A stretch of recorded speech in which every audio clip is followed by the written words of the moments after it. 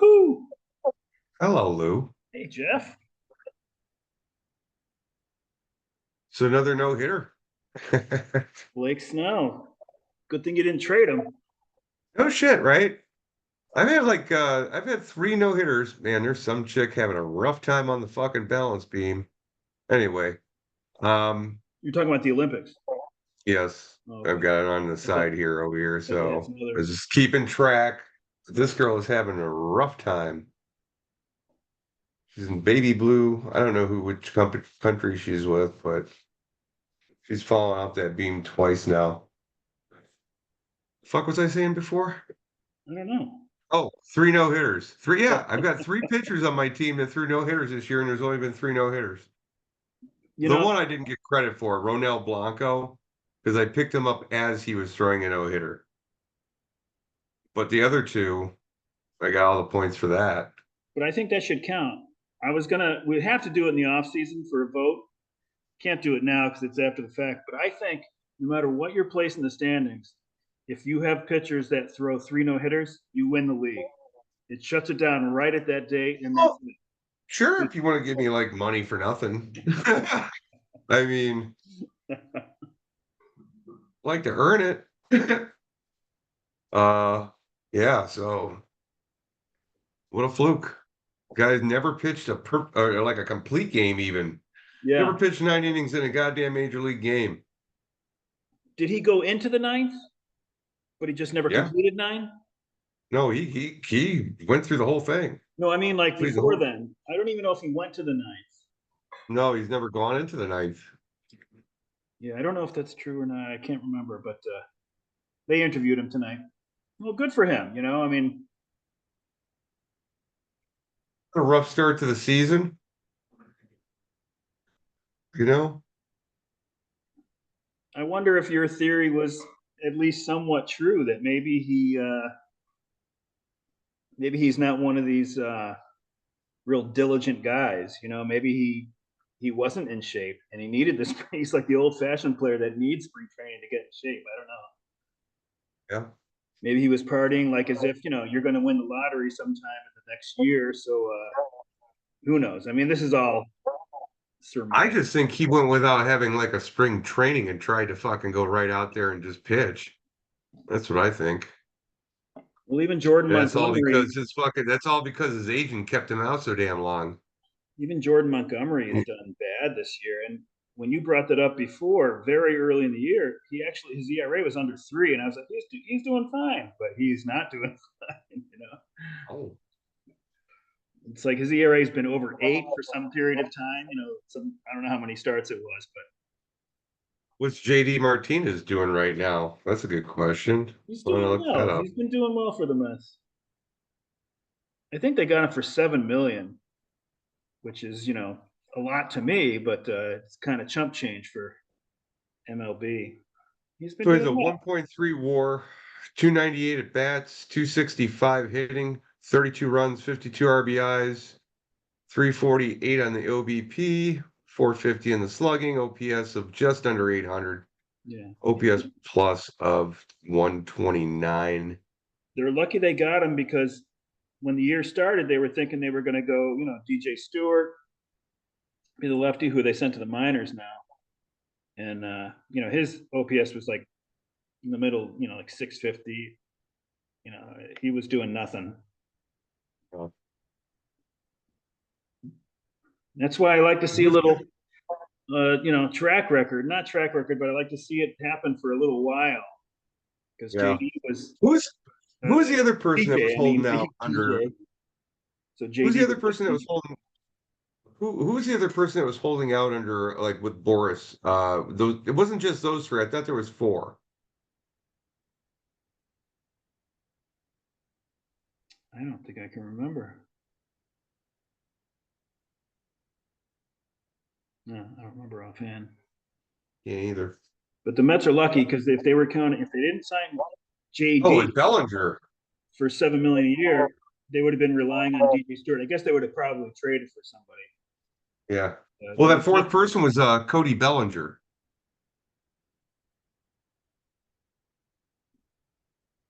are Hear what I you said, Lou?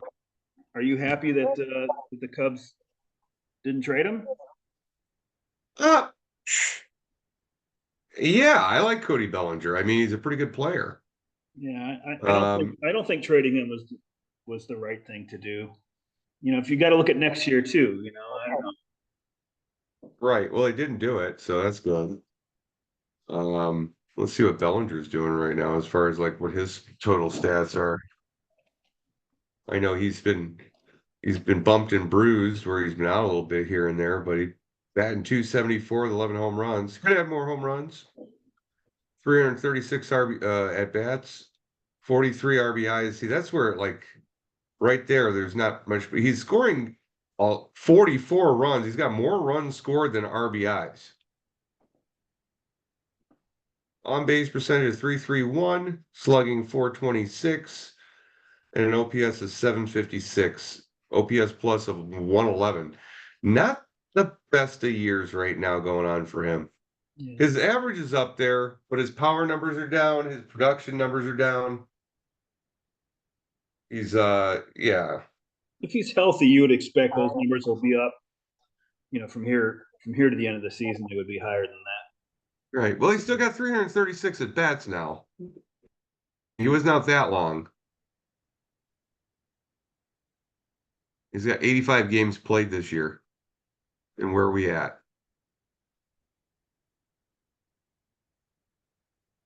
Back to the home screen that. here on this I one. don't know what I don't know what Matt Chapman signed for, but I keep thinking about that. Like that would have been nice. They wouldn't, you know, they wouldn't have traded for Paredes, obviously. Yeah, the league right now is about 114 games average. 112, 104, 112 to 114 is where they're sitting. Yeah, we're about 70% of the way through the season. Feels like we just got over the halfway point, but the All Star break was like 60% of the way through. You know, Yeah, it we're, always is. we were on the back nine. You know, even going into Actually, it's like it goes like the first 11 and then the back seven or back seven. That's what it feels like. yeah, that's about right.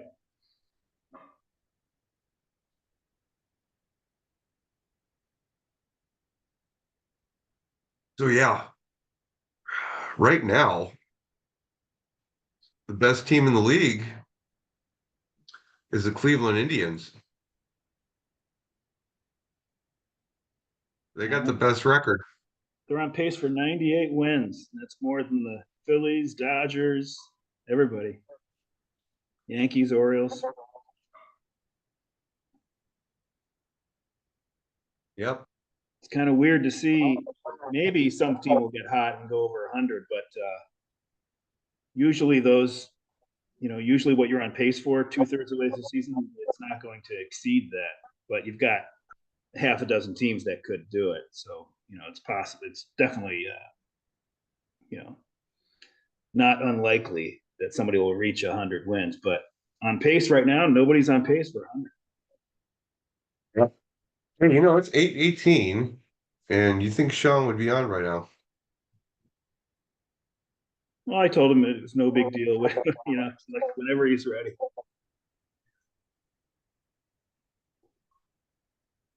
Well, do you want to start up doing your charts? Yeah, I guess so. He had such a good week. I wanted him to be here for it, but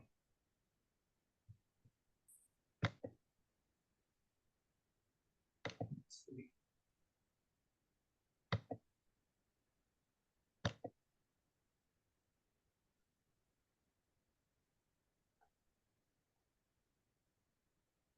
All right.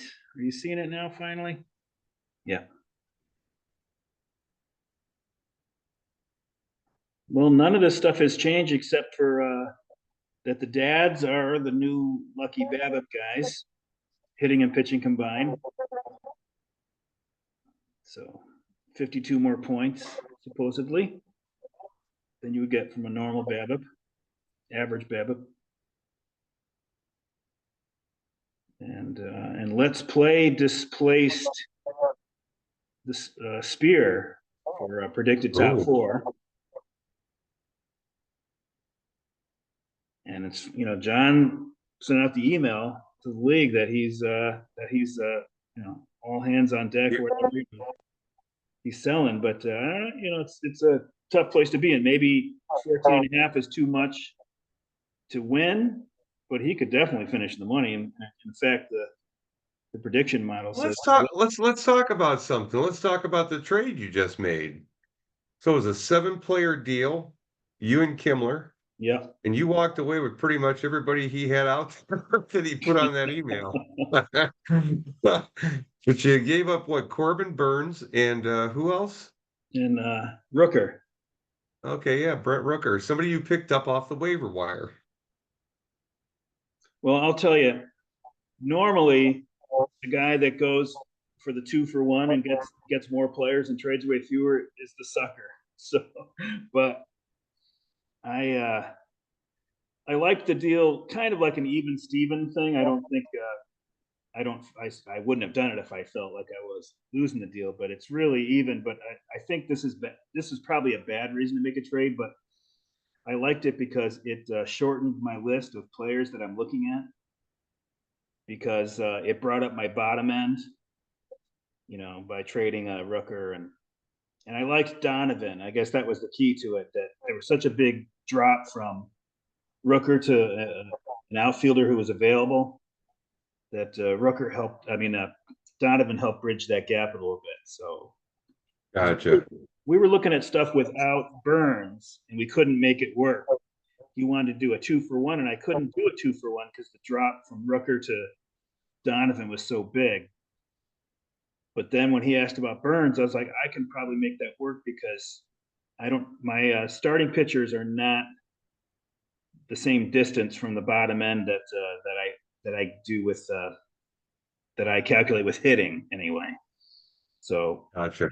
and then we could. It wasn't like a slam dunk to do it, but we had we had gone back and forth for an hour or two, and I just felt like, okay, let's just do this. Plus, like I said, as a lazy GM, it helped shorten my list of like the bottom end players I was looking at. So so I did it for those two reasons, basically. So, but I'll say, Fair enough. usually the guy that's getting more players in return for, it's like when the Mets traded Tom Seaver for 4 players, but usually that guy's the sucker. So maybe I'm the sucker. We'll see. Well, you can only time will tell. Maybe you're the genius. Here comes Sean.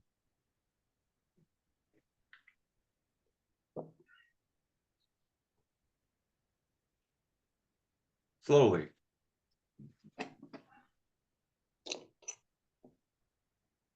He does like the Irish or Gaelic spelling on it. He doesn't spell it with the W and the SH on his camera.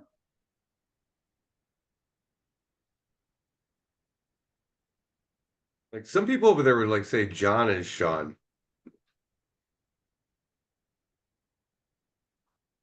Yeah, it's the same name, right? Just a variation. Yep. Sean, are you there? Like Jacques.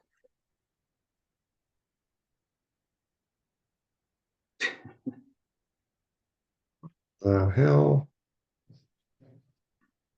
He's got no mic right now. I'm not reading one here, and he's got no video going on. So Well, at least we have his name on the gray screen. yeah, That's good. Sean is here with in spirit. Yes. Well, I'll go through players of the week. Okay. So we had Joey Bart, catcher of the week for the Spear. Okay. So Joey Bart's one of those post-hype prospect guys, and he's playing all right for the Pirates. For the Pirates, yep. And they've also got Yasmani over there. So they got a couple of cast-offs at catcher, and I don't know how Yasmani's doing, but Joey Bart's been doing well. Yeah. And Hack had a couple of players of the week. He had Vlad Jr. and Zach Eflin. And the Daddies had their second middle infielder of the week in a row, Bobby Witt Jr., and the other one was Tyler Fitzgerald, who's got 10 homers in his last 18 games, I saw. Well, did that dude hit a couple more this week? And Aaron Judge for the Knockers, kind of a Here we go, Sean, take two. See if he gets in now. We had Michael Waka as the second pitcher, and he's actually on waivers, available tomorrow night. Did you drop him? I did. What's up, Tyler Anderson and Michael Waka? Are you there, Sean? There he is. His video's working.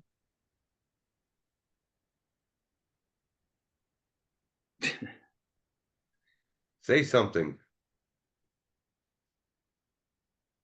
I think we can hear you. No, no audio. You're not showing that you have a mic going. Hold on a second here. Let me look. Do you know sign language, Sean? If you do, it would come in handy right now. Yeah, it's like there's no mic showing here. Oh, now you're connecting to connecting to audio. audio. Hey, I can say now you gotta unmute your mic. the coffee is good. There you go. I don't know what I just did this like 3 weeks ago, and I've got all kinds of problems. Well, you know, a lot goes through your head in 3 weeks. You forget that shit. It's all good. It happens. Well, it's telling me I needed to update the app, and then it was telling me that I couldn't join because my video wasn't high enough. I don't know. It's weird. I'm in. Well, we can see you. Yep, I can see you, and I can hear everybody.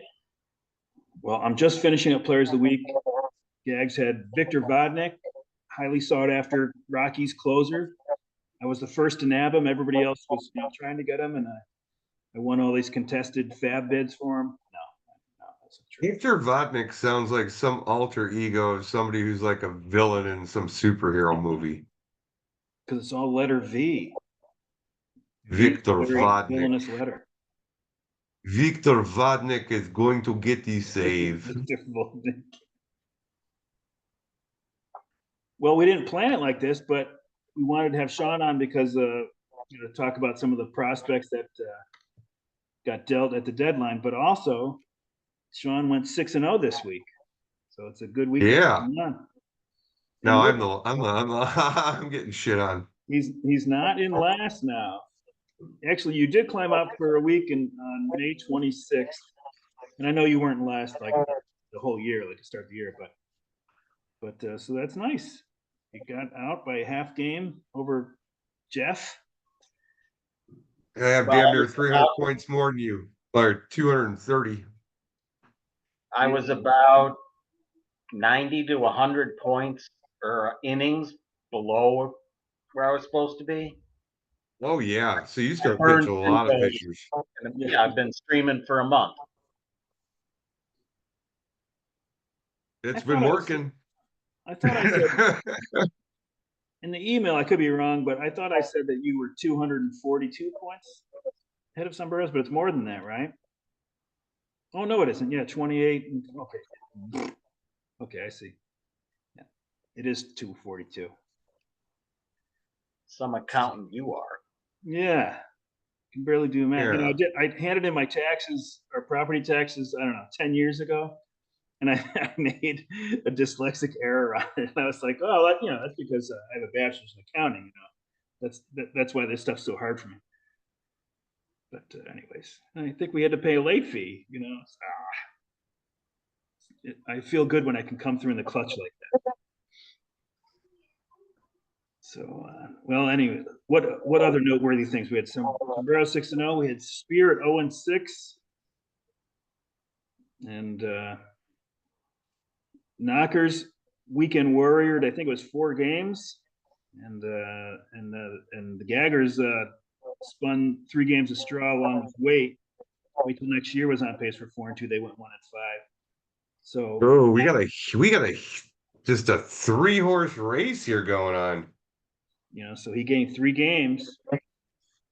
Well, what's nice about this, how it's going to come down to the wire, is that it's the Gags in first. If it was Satch, you'd be little less likely that they blow the lead. But I It's not looked so much that, it's just like, okay, whoever's team's playing the best, is it starting to end out, and how much you can improve it by the trade deadline is basically what it boils down to. Yeah, our deadline's in what, a little less than 3 weeks, 2.5 weeks. I don't know. I can't Yeah. remember. I think it's August It's what, 22nd. 26 or something? Yeah, it might be 22nd, but I don't know if that makes sense. Well, you had it up before you went to this screen. Where are the top three at on their innings overage? Oh, well, I can do that down here. I did point out in the email that Sombreros and the Dads are separated by 9 games in the Buddha. So that's huge. So if it was all based on points, Sombreros would be trailing the Dads by 8 games or 7.5 games, I guess it says Lucky bastard. on here. Dads are runner-up Buddha Kings, so comes in handy. But yeah, innings I don't pitched. know what to make of it. Yeah, knockers are 109 over now, Ooh, and Thatch is at 64 over, you're at 74 over. so Satch has the fewest innings of the top 3 teams. But we see some other teams are over, like knockers. We got Bizzotti and wait till next year are 81 over, and then the cows are the most under, and the closest team to zero is Sombrero. So you were way under, and now you're about where you should be. I guess you could make an argument that maybe zero isn't as important as just maybe being in the middle. Well, these teams, so maybe like a team like, Baked or Let's Play or Hack, maybe that's about the best place to be right now. Kind of like being in the middle of where everybody else is. But Yeah. that's just a theory. I don't know if you look at bullpen, saves, whole points. Satch has 441 and still nobody's in the 300s even. So that's such an advantage, 150-point advantage over the next team, right? Jeez, that's huge. So daddies are about fourth, I guess it is, and sombreros are tied with daddies. So both you guys are getting your save hold points anyway. Yeah. I don't know. I guess that's let's see. We look at ranks and ranks. It showcase sombreros. Hitting is bad. Really bad. It's like the worst in the league. I mean, all these metrics. Look at that. So Look at my hitting. the pitching must be Look much out. better. Yeah, dad's pitching is these metrics like weighted on base. I think these are the two best, real metrics, real baseball metrics, not necessarily beer league, but beer league's pretty close to what you find in real baseball with our point system. But yeah, just runner up to knockers. So the dads and sombreros, if you combine the teams, they would probably be in first. Yeah, and then pitching Pitching's wise, getting a little bit better, but not much. I mean, I've improved in a couple of areas, but we still got a lot of 12s on the board there. we're lowest in ERA. I mean, not lowest, worst in the ERA and FIP and K minus BB. And Terrible. Sean's stuff is a little more all over, right? 7th ERA, 10th and FIP, 7th in runs per game, and that's calculating how many runs per game, not just earned runs. K minus BB is 11th, so you're kind of all over the place, but it's not. It's definitely below average. Yep. Number 1 in BABIP.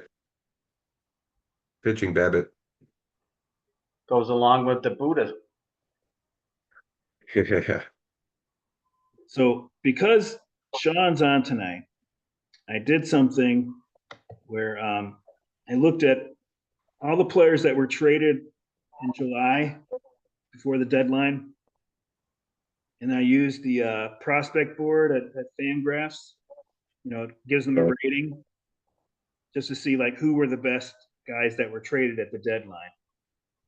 And according to just these future value ratings and the risk factor, low, medium, high. It's not, this is not.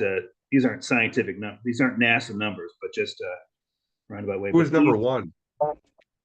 so the best player that was traded according to future value and risk is Jake Bloss, but not according to the top 100 rank. Top 100 rank, it was the catcher that the Marlins got in the Jazz Chisholm trade, Augustin Ramirez. Yeah. Bloss went to the Blue Jays from the Astros in the Kikuchi trade.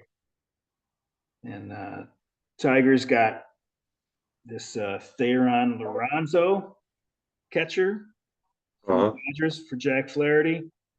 It's really not a bad return for Flaherty, right? I mean, like, this year came out of, well, I shouldn't say it came out of nowhere. I mean, he's been a good pitcher, but they were probably, this is probably beyond their midpoint of their expectation for what he would do this year.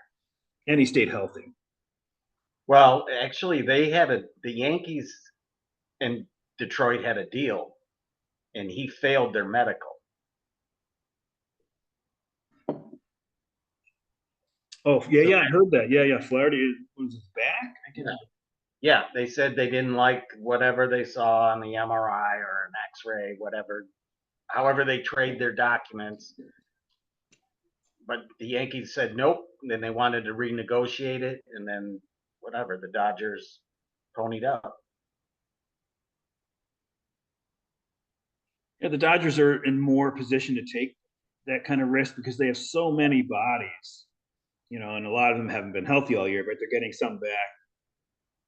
So they're in a different position. Like if somebody was trading for a guy that they wanted to be like stalwart in the rotation, like the Cardinals or something like that, maybe Flaherty wouldn't be the man, Maybe they prefer to Eric Fetty, because at least I guess Fetty's performance you wouldn't be so sure they would continue, but Flaherty's just a scary guy, right? As far as is he going to hold up? So I'll let Sean run with this, but the only opinion I had on these four was that I think the Padres just drafted Lesko last year. Is that right? Yeah. And they got a middle reliever, and I like Jason Adam. I have him in my Roto league, but doesn't it seem weird to trade for a middle reliever, like to give up something? I mean, not that Lesko. It depends on how bad your bullpen is, I would assume. I mean, it really depends on what your need is, and if you're in a win now mode. I think the San Diego Padres have to be in a win now mode. Yeah, no, I mean it's because true. their players are going to start to decline. They're getting older. But they've got a fairly deep bullpen compared to most teams, I would think. Even before Adam. It's just Could strange. be a little bit of screw your neighbor too.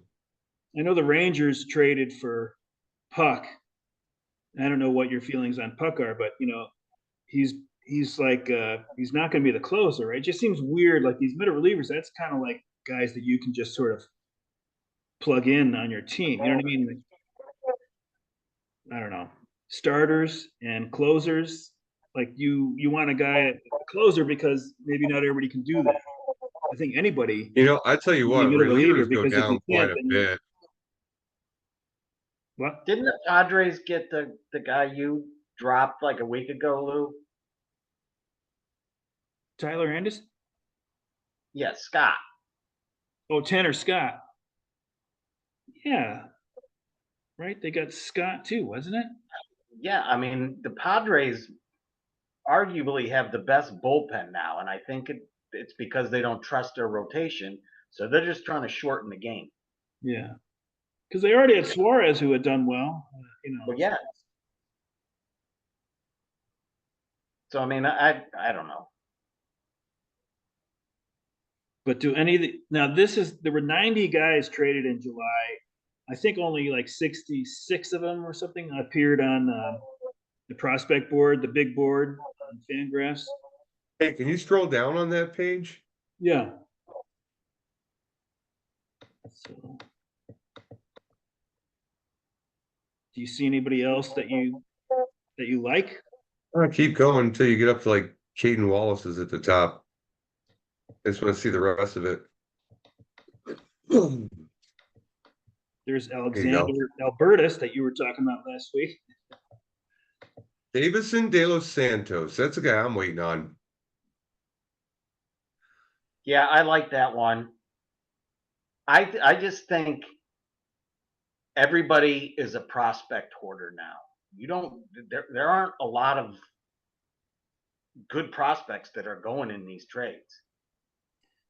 Well, even this, that future value thing, the highest player that went anywhere was rated at 50, and that's a good prospect, but that's about as low as I go in the beer league for prospects. You don't really have to go below 50 really, unless you know something else, which I don't. So I just go by these kind of ratings. But like top guys would be 60, 65, occasionally a 70. So 50 is fairly modest.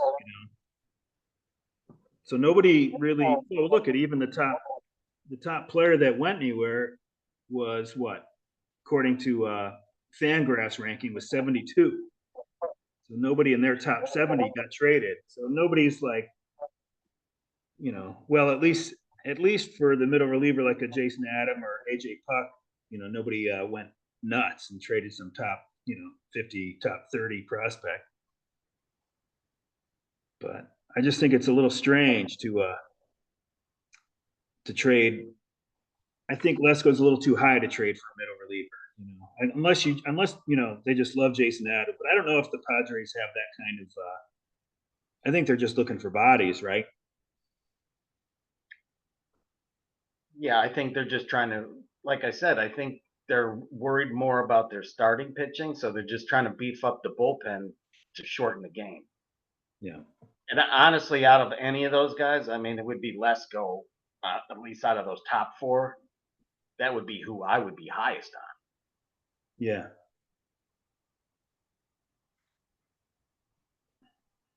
I mean, I don't know anything about that Tigers guy. Good. He isn't top That makes me 100. feel better. I don't know anything about. Aaron Lorenzo. Lorenzo. I guess Tehran Lorenzo.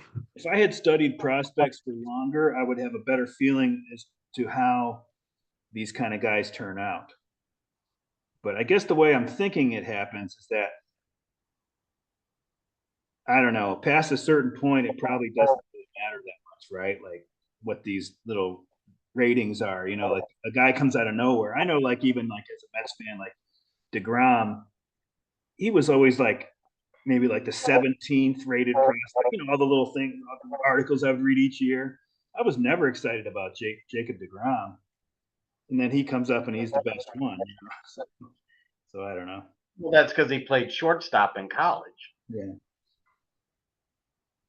But I mean, if you look at the ETA, I mean, there's a handful that are going to be up next year. But you got 27, 28. I mean, these are all guys in A ball, and that's a lotto ticket. Yeah. Well, the Marlins they traded for I liked him too in that JT Realmuto trade. They traded for that fast catcher Alfaro, right? Is that his name? Yeah. Jorge Alfaro. And he didn't turn out to be anything, So No. But they've got this Nick Fortes, and I know the Mets played a series with Marlins last time they played him. He doesn't hit too well, and man, I don't know if he's good on defense, but he sure was bad that series. Like it was like he's like a total loss. So this guy's in AAA. I mean, he could be on the Marlins sooner rather than later, right? I mean, not that the Marlins are trying for anything this year, but they probably want to see what they have with him. Well, then I don't know what the Marlins are doing because I kind of like that Norby that Baltimore traded. Connor Norby, yep. He's on here somewhere. But they traded for him and then they send him to the minors. Yeah. Like, he's accomplished everything you can in AAA. I mean, let him sink or swim, and you're the Marlins. I know. Well, they'll probably bring him up in a few weeks, right? When's the minor league season end? That ends around September 1st. Yeah. I mean, maybe their playoffs go longer. I don't know.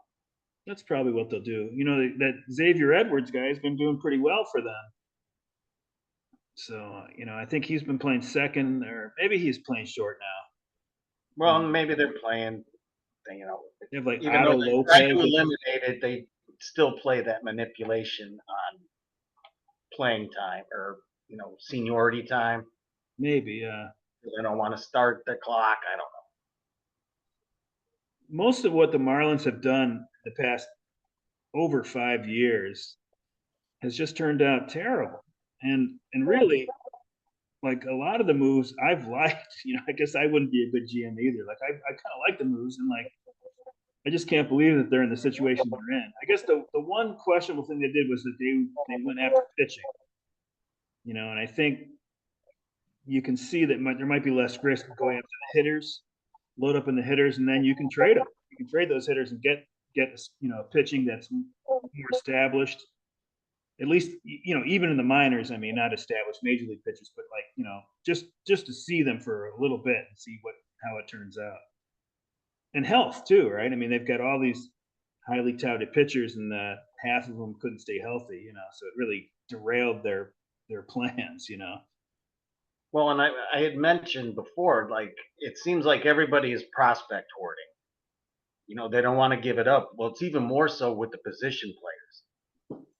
Like, you can trade a position player for a pitcher, but a pitcher, people aren't trading a highly rated position or a highly rated pitching prospect isn't going to bring back a highly rated position player. And Right. it's probably just because every one of these guys is throwing Well, 99 okay, now. so even before the season, well, listen, before the season started, though, if you had N.A. Paul Skeens before he came up, you don't think he would have fetched a pretty good value, knowing who he is?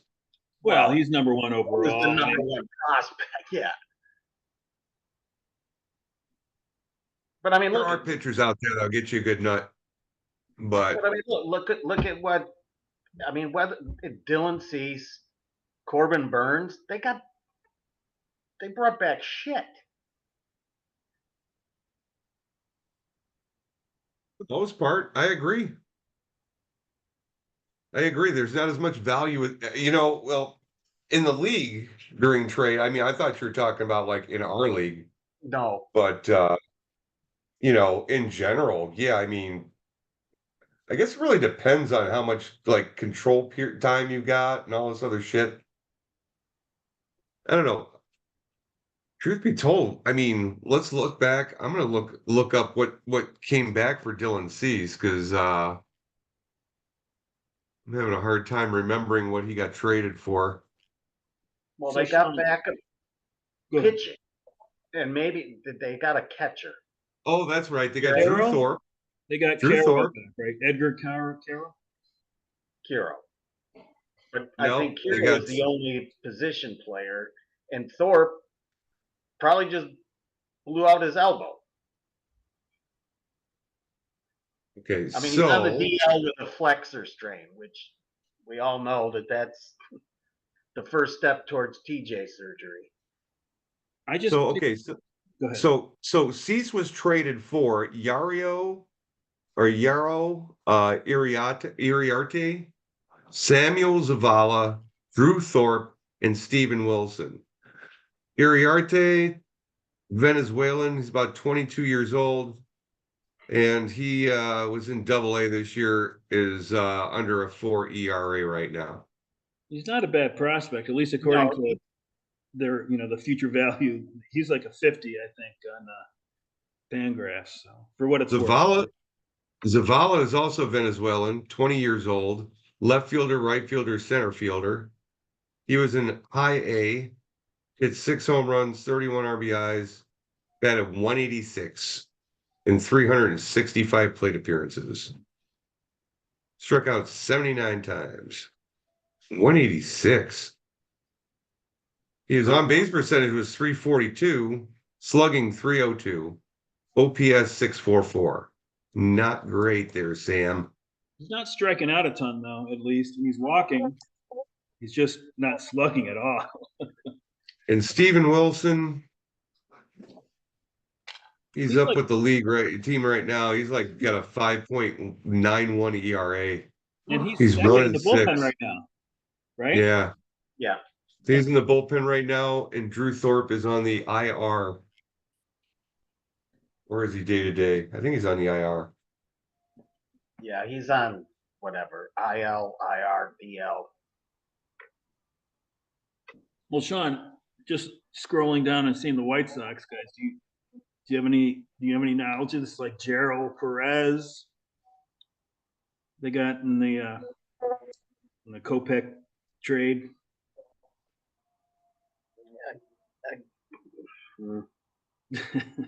Not really. He's what is he, a second baseman? And I guess they're saying, I think this means that he's 13 in the Sox organization now. I mean, again, he's an A-ball player. He's not expected to come up for 3 more years. Yeah, what, 2028? I mean, he has tools.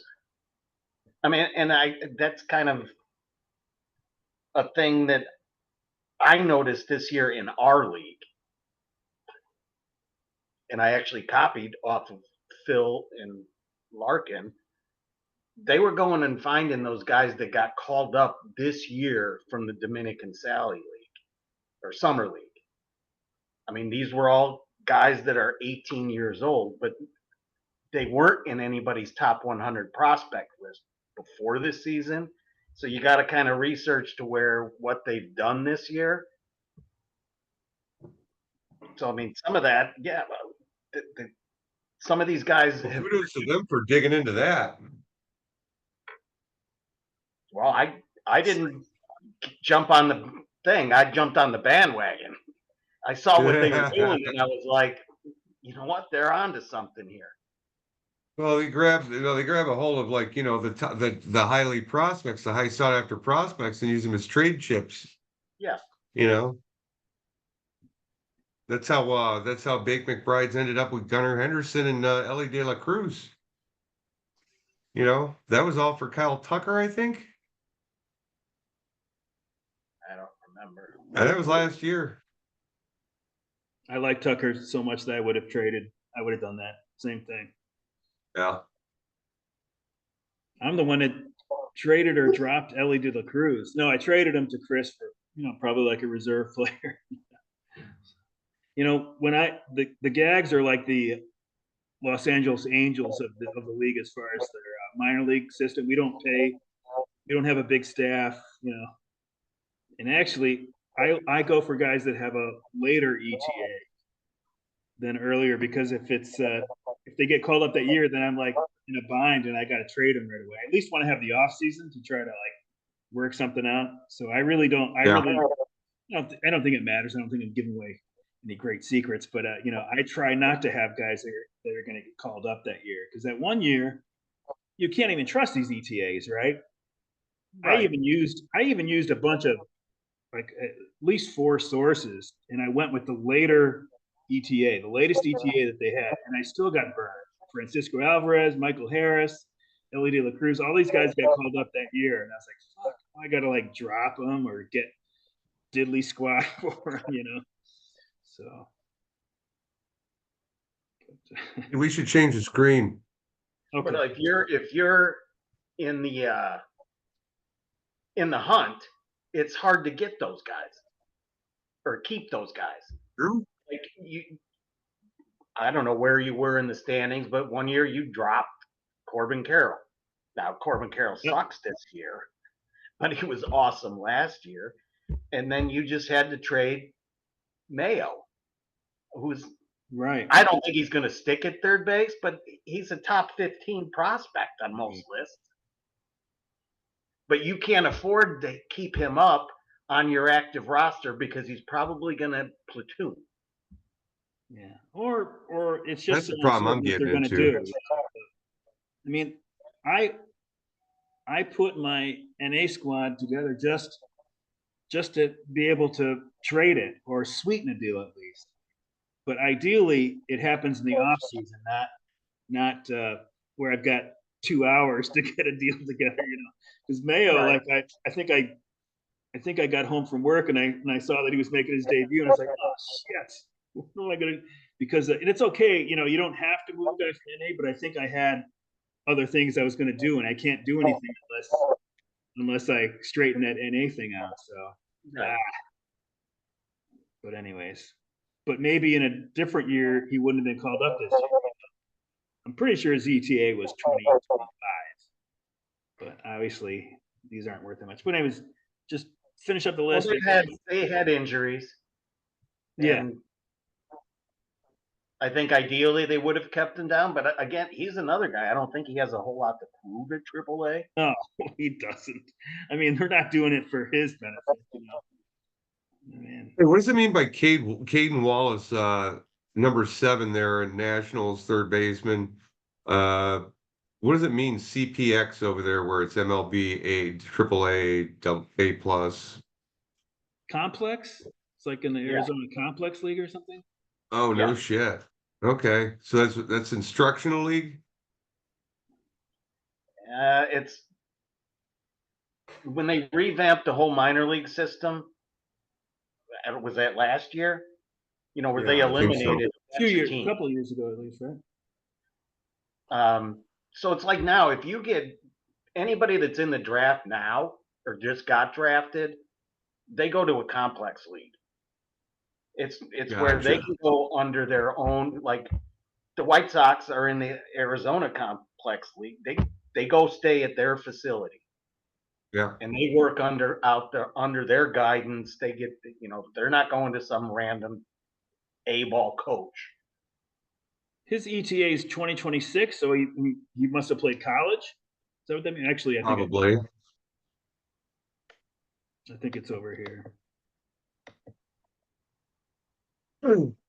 Arkansas? Does that make sense? He went to Arkansas? Yep. That's the only one that's at the complex there. So it says he went to Arkansas. Where is he? 16? Ding dong do. Yeah. Well, anyway, just to finish up the White Sox or Cubs, if there's any on here. We saw that Alexander Albertus, Again, I don't. single A, 2028. So these are just lottery tickets, right? William Bergola. I've read good things about Bergola, but again, it's a lotto ticket, and I don't trust the White Sox to develop a position player. That's why I was okay with who they drafted. They're going after him. They're not going after pitchers as much, it seems, at least with these trades. I mean, that's pretty limited. But Cubs, Jack Neely, the Mark Leiter trade. He's in AAA. He's gonna be up as soon as 2025 ETA, but he could be up this year, right? Do you know anything about him? I do not. Okay. Let's see. It's a big, tall guy. Benjamin Coles in that same How deal. did they get the ex Toronto guy? Was that a trade? Who? The Cubs. Which He's now one? pitching out of their bullpen. Nate Pearson? Pearson. Yeah. I didn't hear about that deal. Yeah, I knew he was on the Jays. He used to be. I mean, he was like the #1 pitching prospect 5 years ago. But he's now pitching out of the Cubs bullpen. Yeah. We gave up Yohendrick Penango. Got a couple of no ratings here as far I think that's what top 30 prospects get ratings like that. But Gerald Rosado and Trey McGow, both pitchers. No. One came over in the John trade, the other in the Eloy Jimenez trade. I am not impressed with either of those, but I'm not surprised that that's what we got back. Well, this is like a very, very, very modest rating, right? 35 is, I think that's like the lowest rating that they put on the board, that 35 plus rating. that's a real role player kind of, rating. So I don't know. Like anybody else? Who went in the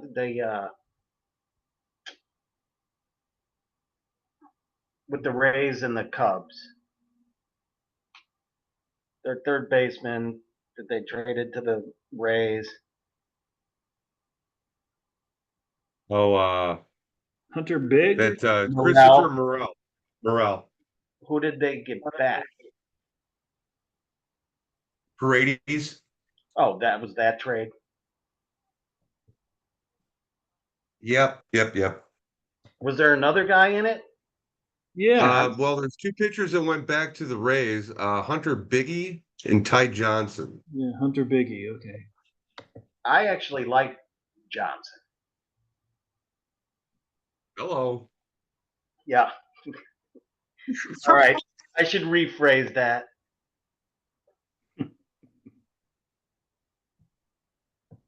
That's what she said, right? So the Cubs gave up Josh Rivera, some shortstop in Double-A, that Nate Pearson deal.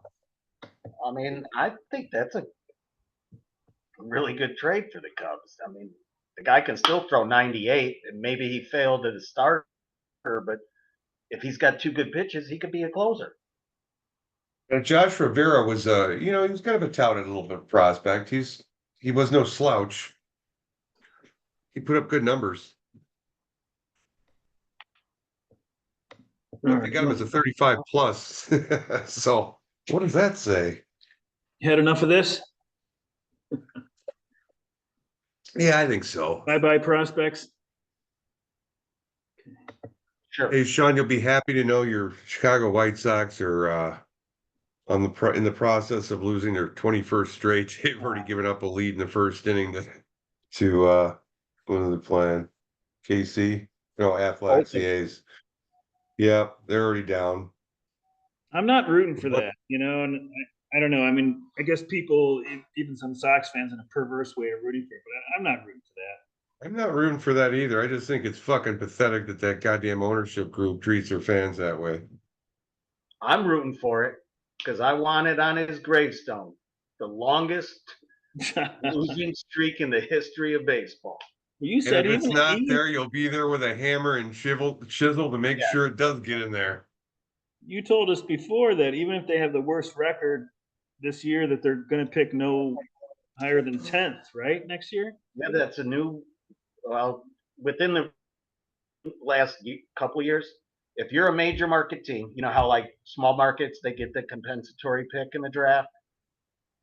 Yeah. Like some people are mad, like the Cardinals who draw a ton of fans, they still are considered a small market team and they get an extra pick every year. But if you're considered a major market team, you can't pick in the top 10 or top 9 2 years in a row.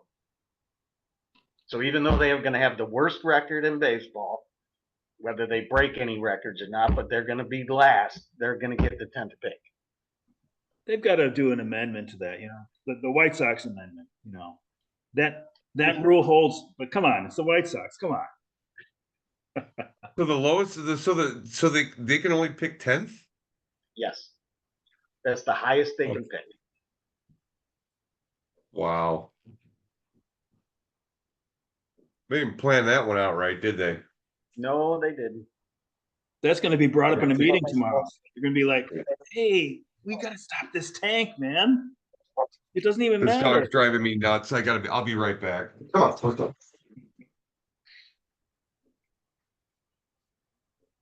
Yeah, it's. It's hilarious. This defies logic, but it's true. In that AL Roto League that I bore everybody with and talk about, I'm in second place out of 12 teams, right? I came in as an I was, at a disadvantage. It's the best fantasy job I've ever done. And I have on my team right now, I have Corey Lee, Andrew Vaughn, Lennon Sosa, Brooks Baldwin, Dominic Fletcher, and I just picked up that I can't remember his name, Davis Daniel or something. Starting pitcher. Starting pitcher. Is it turn? What's Good his luck name? with that.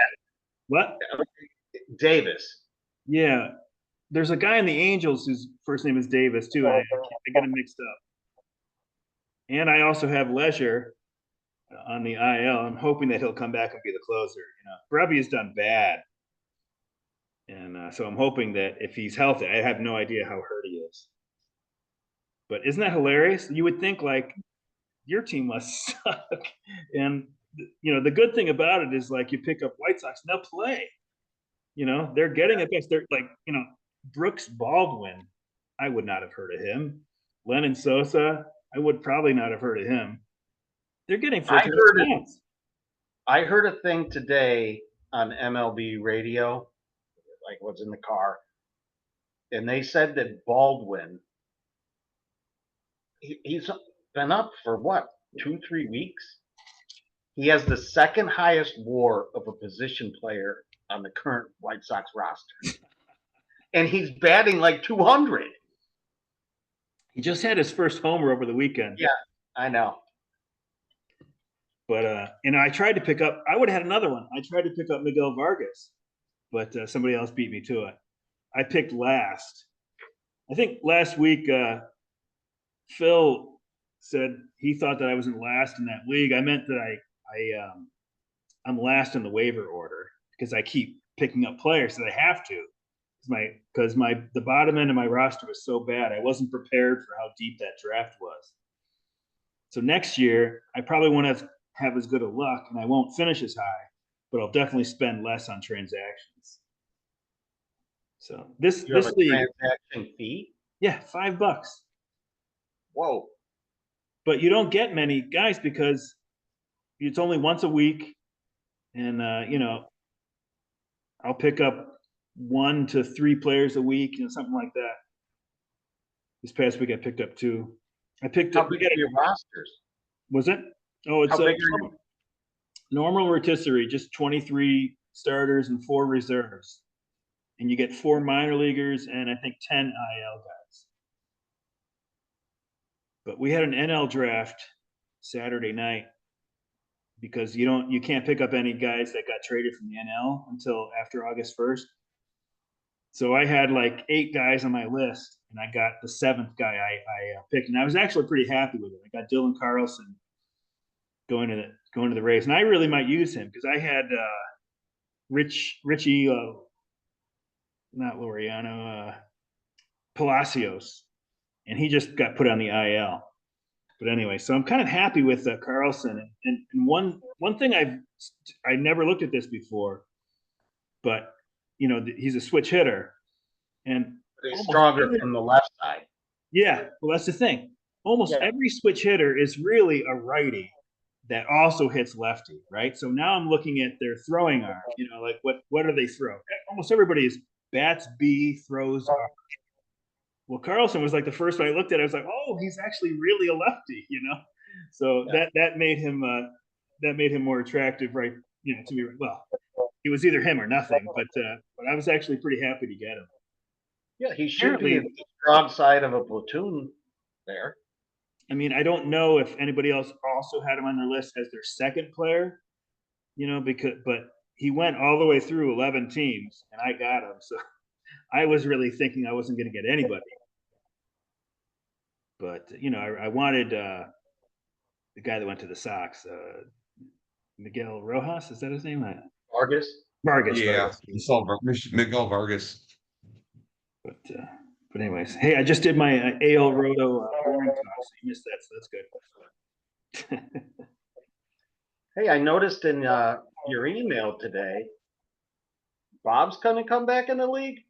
He actually he's in the football league. You know that. Yeah. And we were texting, and he said, by the way, if you ever have an opening in the beer league, I'd be interested in coming back. And I was like, oh, geez, yeah, well, I'll run it by everybody, So, but I don't put it at 100% that he will actually follow through on it. Maybe he had a margarita or two and he was feeling good, but because it's like Rip Van Winkle, right? Like he left after 96, come back. It's the league's like 10 times more Completely different. complicated than it was then, you know? But he shows up at all the auctions. So Yeah, he's got to have interest. he came to D-Man and he was in Jeff's basement.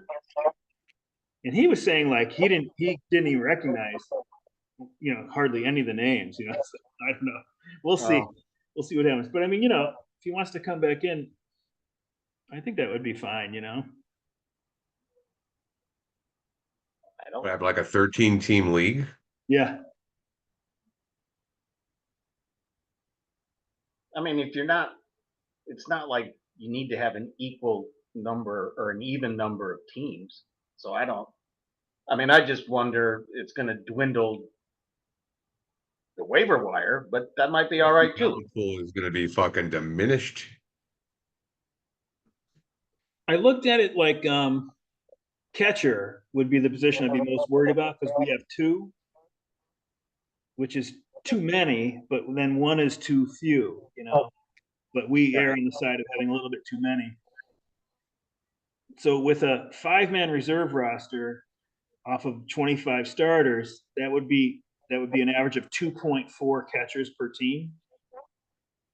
So 2.4 times 13 gives you 32 catchers.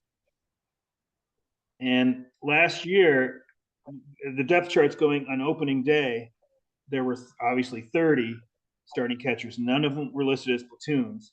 And then there were 2 additional catchers that were DHs, Mitch Garver and I can't remember whoever. But so there was 32, and I was like, oh, so that would work out. You know, 13 teams would actually, there would be enough catchers. And then I was like, well, let me check the beer league rosters, you know, to give a practical count as opposed to just theoretical. And besides the guys that were on IL or NA, we were holding 32 catchers as of sometime over the weekend, you know. So I was like, okay, so this could work. I mean, you're not going to be forced to draft to have reserve players on your team like in this AL Roto League. I mean, oh my God, I'm just so happy if I get a guy who's like a lefty on the bench or a lefty, you know, lefty platoon. That's like gold, you know. Whereas in the beer league, you're like, I don't know about Kepler, you know, he's platooning, you know. In this league, you know. Anyway, but I'm not saying that I wish the beer league was like this league. I think that this Roto League, this single league, is too shallow. I mean, too you know, deep. You know, the player pool is too shallow. Yep. But I guess for people that like to have NA guys and then move them right into the starting lineup, you know, it just is that much more modest production that you're going to be required to have, you know, to bring a guy up and have it and put him in. You know, let's say we had a 4-team league. Well, it'd be pretty effing tough to be excited about bringing up an NA guy to crack that. You know, we may as well just have 2-man NA squads if that was the case, you know. So anyways, but I wouldn't worry about it too much yet. We'll see what happens the offseason. I'm not worried about it. I don't have a problem with it. I mean, whether it's Bob or not, I mean, if someone else wanted to be a 13th, I'm okay with that. I think that'd be hilarious, but I felt bad for you because you have such a good story. You had the 17 years, and Bob would be 29. You know? So he's like Rip Van Winkle. He wakes up and he's like, "Oh my God, you're still doing the league." So how, you know? It's like if he had woken up in 2019, he'd go, "Hey, my God, I've been asleep for this many. How many more times did you win the league?" I'd be like, 0. He did his own team though. There was Brian and Ed that split it, right? Wasn't it? But Bob left after 96, and I don't remember why. I don't think it would have been because I don't want to do an auction. So it was weird.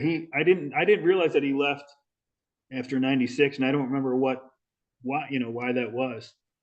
I know you left 1 year after I left, and then when I came back, you were gone. So that was it. So you Christ. Well, I went to that auction at somebody's house. At Bermersky's, yeah. I don't remember his name, but whatever. I remember him ripping me for taking Mariano Rivera. What? That guy's nuts. know, like, What's he from? he was a, Panama? he was There's no a good place. starter in the minors, but I'm like, whatever. The guy throws 98. I'm gonna take my chances.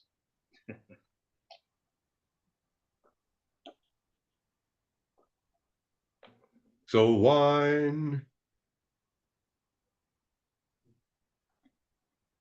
Ooh, that sucker was full. So my family is close to your environs right now. They're in like Wheeling, maybe it is. I don't know. But Diane and Henry and CJ are visiting Diane's family out there. So it's just me and Sam. Wheeling is north. Wheaton is west, I think. Yes. Am I right? Yes. Yeah. So Wheeling is up by like north of Morton Grove. Maybe a little west of there, but maybe not. I don't know. But they've been gone since Tuesday, last Tuesday, and I've kind of enjoyed it. I don't know. Like I tape this baseball show every day, and I kind of rush after I'm done eating. I always get home before Diane. I kind of rush to watch it, so I don't have a bunch of talking going on, all this kind of stuff. But it's kind of nice now. I can, if I want to have baseball on till 12:30, and then turn off the TV, I can do it. I can watch whatever I want. Actually, I watched that quarterback show that came out last year on Netflix. Yep. I hadn't seen it. So. There's another one about wide receivers, but I don't know if I'm going to like it as much. But I might watch that one too. Wheeling is directly west of Northbrook. So we're north of Westbrook. It's very near. It's right by Buffalo Grove. Yeah, that sounds right. Yeah. Yep. Anywho, hey, did you guys watch Rose documentary yet? What's that? Did you watch the Pete Rose HBO documentary? I don't have HBO. I think they got it on Hulu too. I don't know if you got Hulu, but yeah, that Pete Rose documentary has been it. I can't feel sorry for this fucking fool. He was just he played baseball in the town he grew up. He was made into this fucking god by the people around there and stuff. He did bet on baseball. He's one of those guys that just thinks the rules don't apply to him. And then it comes out that he was like fucking around with underage chicks, and he didn't really deny it. He's just like, well, yeah, they didn't tell me how old they were. That's like the type of answers, he was giving off, he's, I don't know. In a sense, I felt sorry for him. In a sense, I felt like he was a jagoff. I don't And feel then I sorry. started looking up his stats, and it was just like, okay, well, he did get all these hits, but career OPS of under 800. I don't feel sorry for these guys. I mean, he did what he did, Yeah, if you don't get in the world, you know what? That's the price you pay for being a dickhead. You didn't have to bet on baseball. You could have bet on anything else. Like I said last week, there was little or no contrition there, and that would have helped him. That would have helped. Yeah, that's what I think. If he would have just came clean and bowed down and said, "Give me my punishment," he'd probably be in the Hall of Fame right now. Because he could have just been banned from baseball. It wouldn't be like you're banned from the Hall of Fame. The other thing too is like he could have been doing some steroids towards the end of his career as well, because he was hooked up, with one of the guys that was kind of like beefy. He did look his right hand man or whatever was going to Gold's Gym, and there was a bunch of steroids running around that fucking place. So God knows.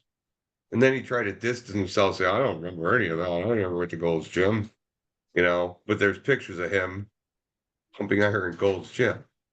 So if you're gonna lie about where you work out, why? Yeah. Why would you do that? I mean, you say that's HBO? Yeah, it's HBO. It's pretty good. I used to have watched HBO. I haven't had it in like 3 years, but I thought about just getting it for a month, like doing the HBO Go or whatever. Yeah, do Have it the on. HBO Max. Well, because then I can get Hard Knocks. And even though, sorry, Jeff, I'm a Packer fan, I kind of want to watch the Bears on Hard Knocks. Yeah. Dude, I'm all into it, man. I want to watch this tomorrow night so bad.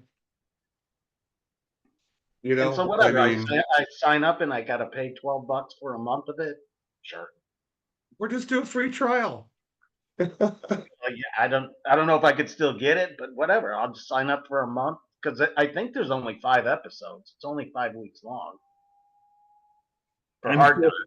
I had a free trial for something, I don't remember what it was, and there was a Joe Namath documentary on, and Diane was out of town, and I taped it. You know, this is like probably 15 years ago. It's a long time ago, 12 years ago. And I taped it because I was like, oh, I'll watch it when Diane's gone. So I sit down to watch it. I got, my whatever, my cookies and my wine, and I taped it in Spanish. And then the free trial was over. So I was like, shit out of luck. I never did see it. I was like, fuck. All right. Well, I need a 2-minute break. Okay. I'll be back. 2-minute warning. I think that box of wine's getting a little empty there, huh? It is, but I got a bottle down here. I'm actually out of boxes. I just realized that before. You do have that fucker filled up all the way to the goddamn brim. Yeah. It's a small glass, Jeff. Well, that's true. Yeah. We got ice in there? It's not even as big as my head. Oh yeah.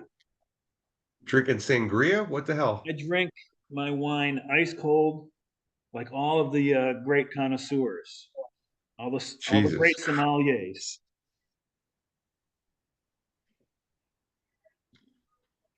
Or sommelier, I don't know. I can't pass. Some will A, some will B, some will C sometimes.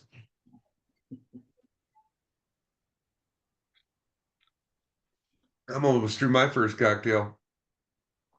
So who do you think is going to win the beer league?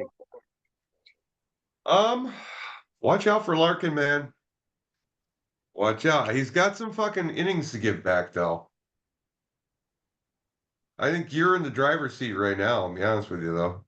Not really, though, because You've got some games. Well, no, you got some games up on paging Dr. Satchel. You are only about 10 innings over what he's got to throw out there. but it's Chris. You're 4.5 games up from Satchel. Well, you got Chris, but Chris is over 100 innings pitched. He's got to give those back. Here's a good stat for you. The Gaggers, that's me, have finished in first twice.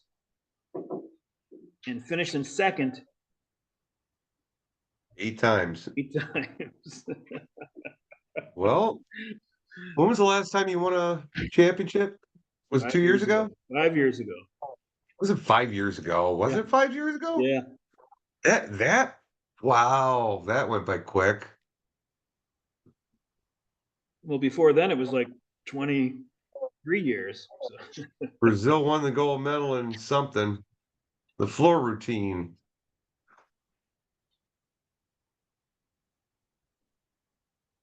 Yeah. So, Sean, I asked Jeff who he thought would win the league, because we got Chris and Phil. And I pointed out that the Gaggers have finished in first twice in the history of the league, in second place 8 times.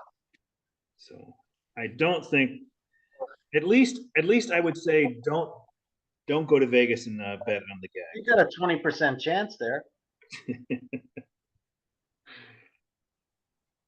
So.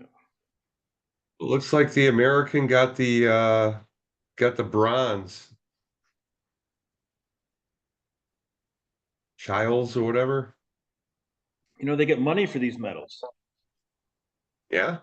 They got to melt them down first. They get the bronze only get you pennies, right? 15,000 for a bronze, 22,500 for a silver, and 37,500 for gold. You get like, oh, you talking about like a money thing goes along with it? Yeah. I didn't know that. course, if you get a gold, you can get endorsements. I don't think they're going to put the silver medal winner on the Wheaties box. So you got to win the gold to get that kind of money, the big money. I'm sorry, but I don't really see a whole lot of professional gymnasts. Unless they're working for the circus. But I mean, endorsement deals like Mary Lou Retton. I mean, she made millions, right? I mean, Yeah, I guess so. And she's on the side of a box of Wheaties and shit. irritating little toothy grin. Well, I think White Biles makes a ton of money right now. yeah. It's not like this is Simone Biles for spandex. It just Or Tampax. yeah. Her husband's on I the wasn't Bears. gonna go now. there. When I'm on the balance beam, the last thing that I would afford to Biles' husband is on the Bears.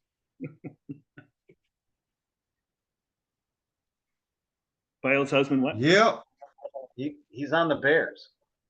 Oh, He was on the Packers last year, and I don't know. Bears. You got to drink. Bears, the Bears, the Bears, the Bears, the Bears. Got to drink. The Bears. What team is Simone Biles' husband on? He's on The Bears. the Bears. The Bears, the Bears, the Bears, the Bears, the Bears, the Bears, the Bears. Mike Ditka, 300. The Packers, 0. Zip. Zip. You know what though? I gotta be honest with you. I thought Mike Ditka was kind of a fucking prick. I mean, I don't hold him as Yeah, what's beloved your as point? most people. My point is, I mean, most of that team, the biggest part of that team was Buddy Ryan's side of it. Absolutely. And Ditka was a bitch because basically he was starting to tell these players, you guys are doing too many commercials and this and that and blah blah blah, and then he fucking just got on their asses, and then they stopped taking these commercial deals, and he took them all. So that's that type of shit that really fucking irks me. I remember he got mad at Harbaugh for calling some audible that must have hurt them, or maybe he lost the game for him. And they asked Harbaugh what his, what his statement about it was, and he was like, "I guess I won't call audibles anymore," something like that. Of course, Harbaugh's a big time coach now. But back then, he was just like a Kid from Michigan. Well, when he was I don't know. I just thought, and then the Bears were never the same after Buddy Ryan left. But the Philadelphia Eagles did pretty well after that. Well, he traded his whole draft for Ricky Williams. Not Ricky Williams. That's a fucking stooge. That's a stooge fucking thing to do. Yes. You can't trade 7 picks. Did he have a coaching? Did he have a coaching job after he left the Saints? I don't think he did. They said no. I don't think he did. I think after that whole thing of him trading all those picks away, people thought he was fucking nuts, and nobody wanted to deal with him afterwards. It is funny though. I said earlier tonight that usually the guy that trades, gets a bunch of players for one player is the sucker, right? Or the team that does that. But that was so extreme.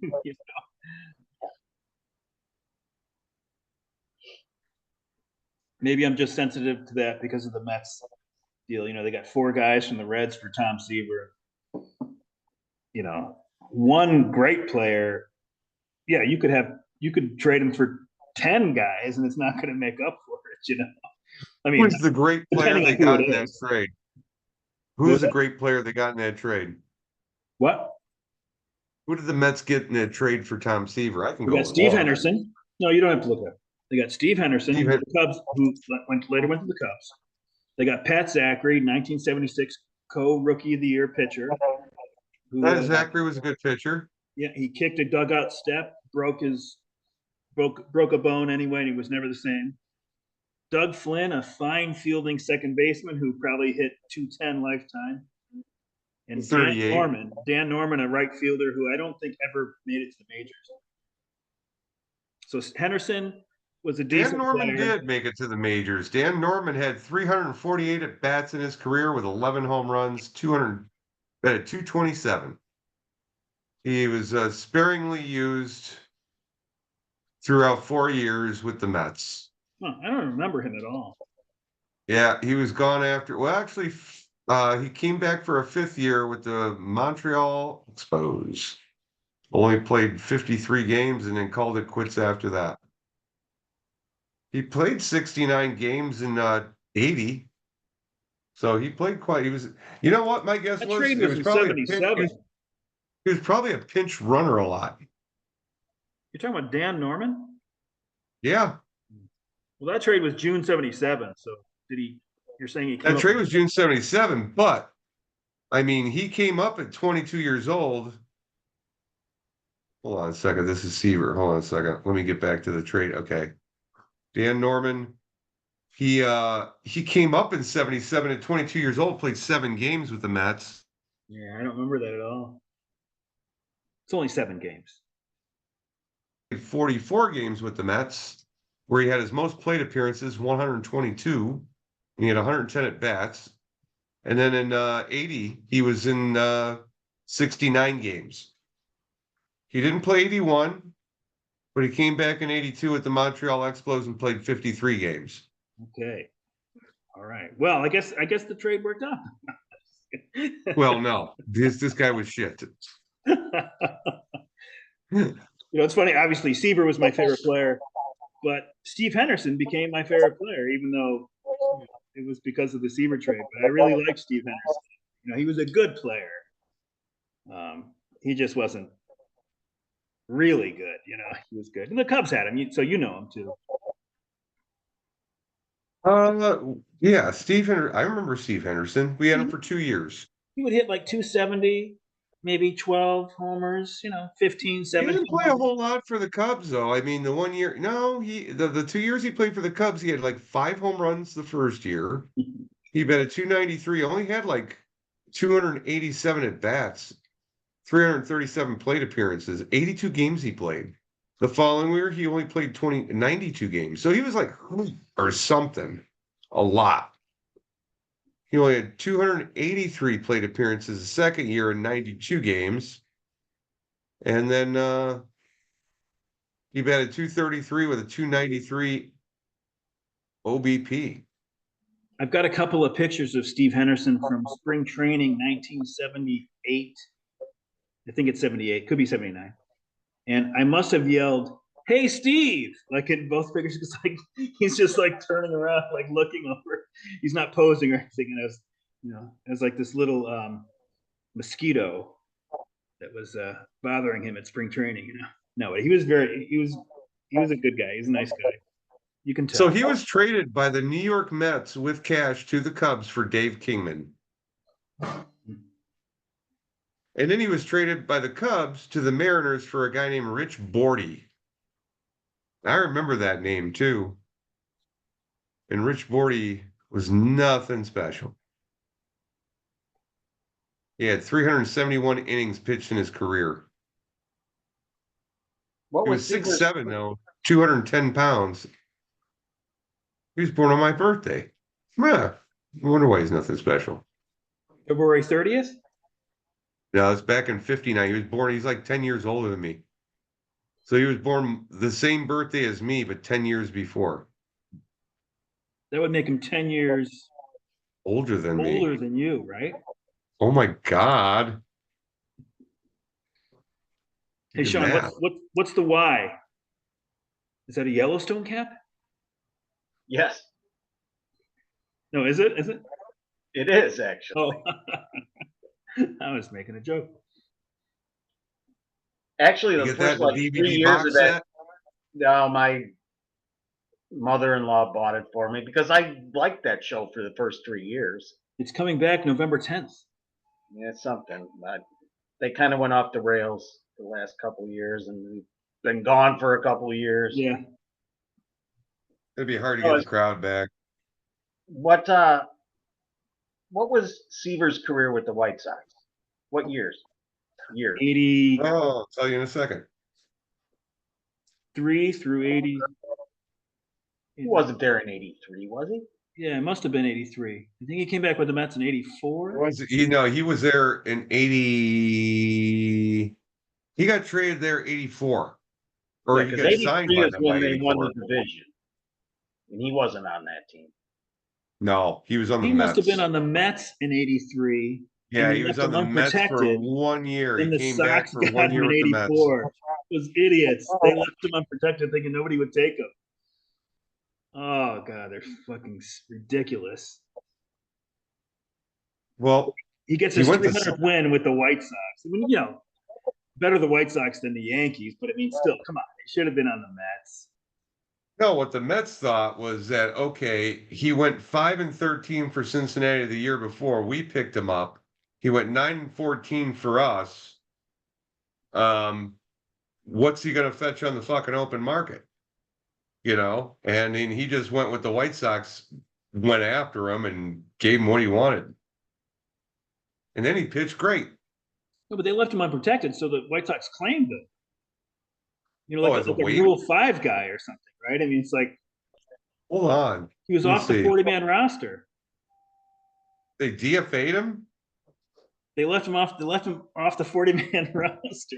I mean, Oh, wait, no. 84. Chosen by the White Sox from the New York Mets as a free agent compensation pick. There were some different rules back in those days. well, don't you think the Mets should have had a rule like Tom Seaver? Let's protect him, even though we're burning his spot. Let's hold on to him. This is not a fantasy league, right? This is real life stuff. Or Yeah. let him get his 300th win with us. Oh my God, just ridiculous. Terrible.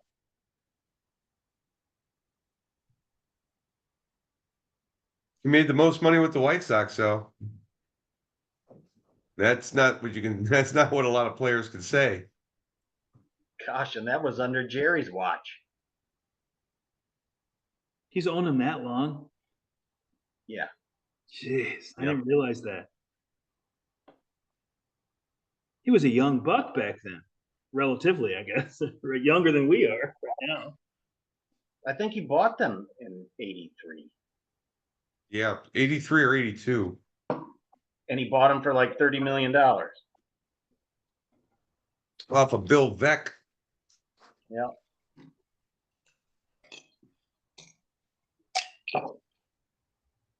Bill Veeck probably thought he got one over on him.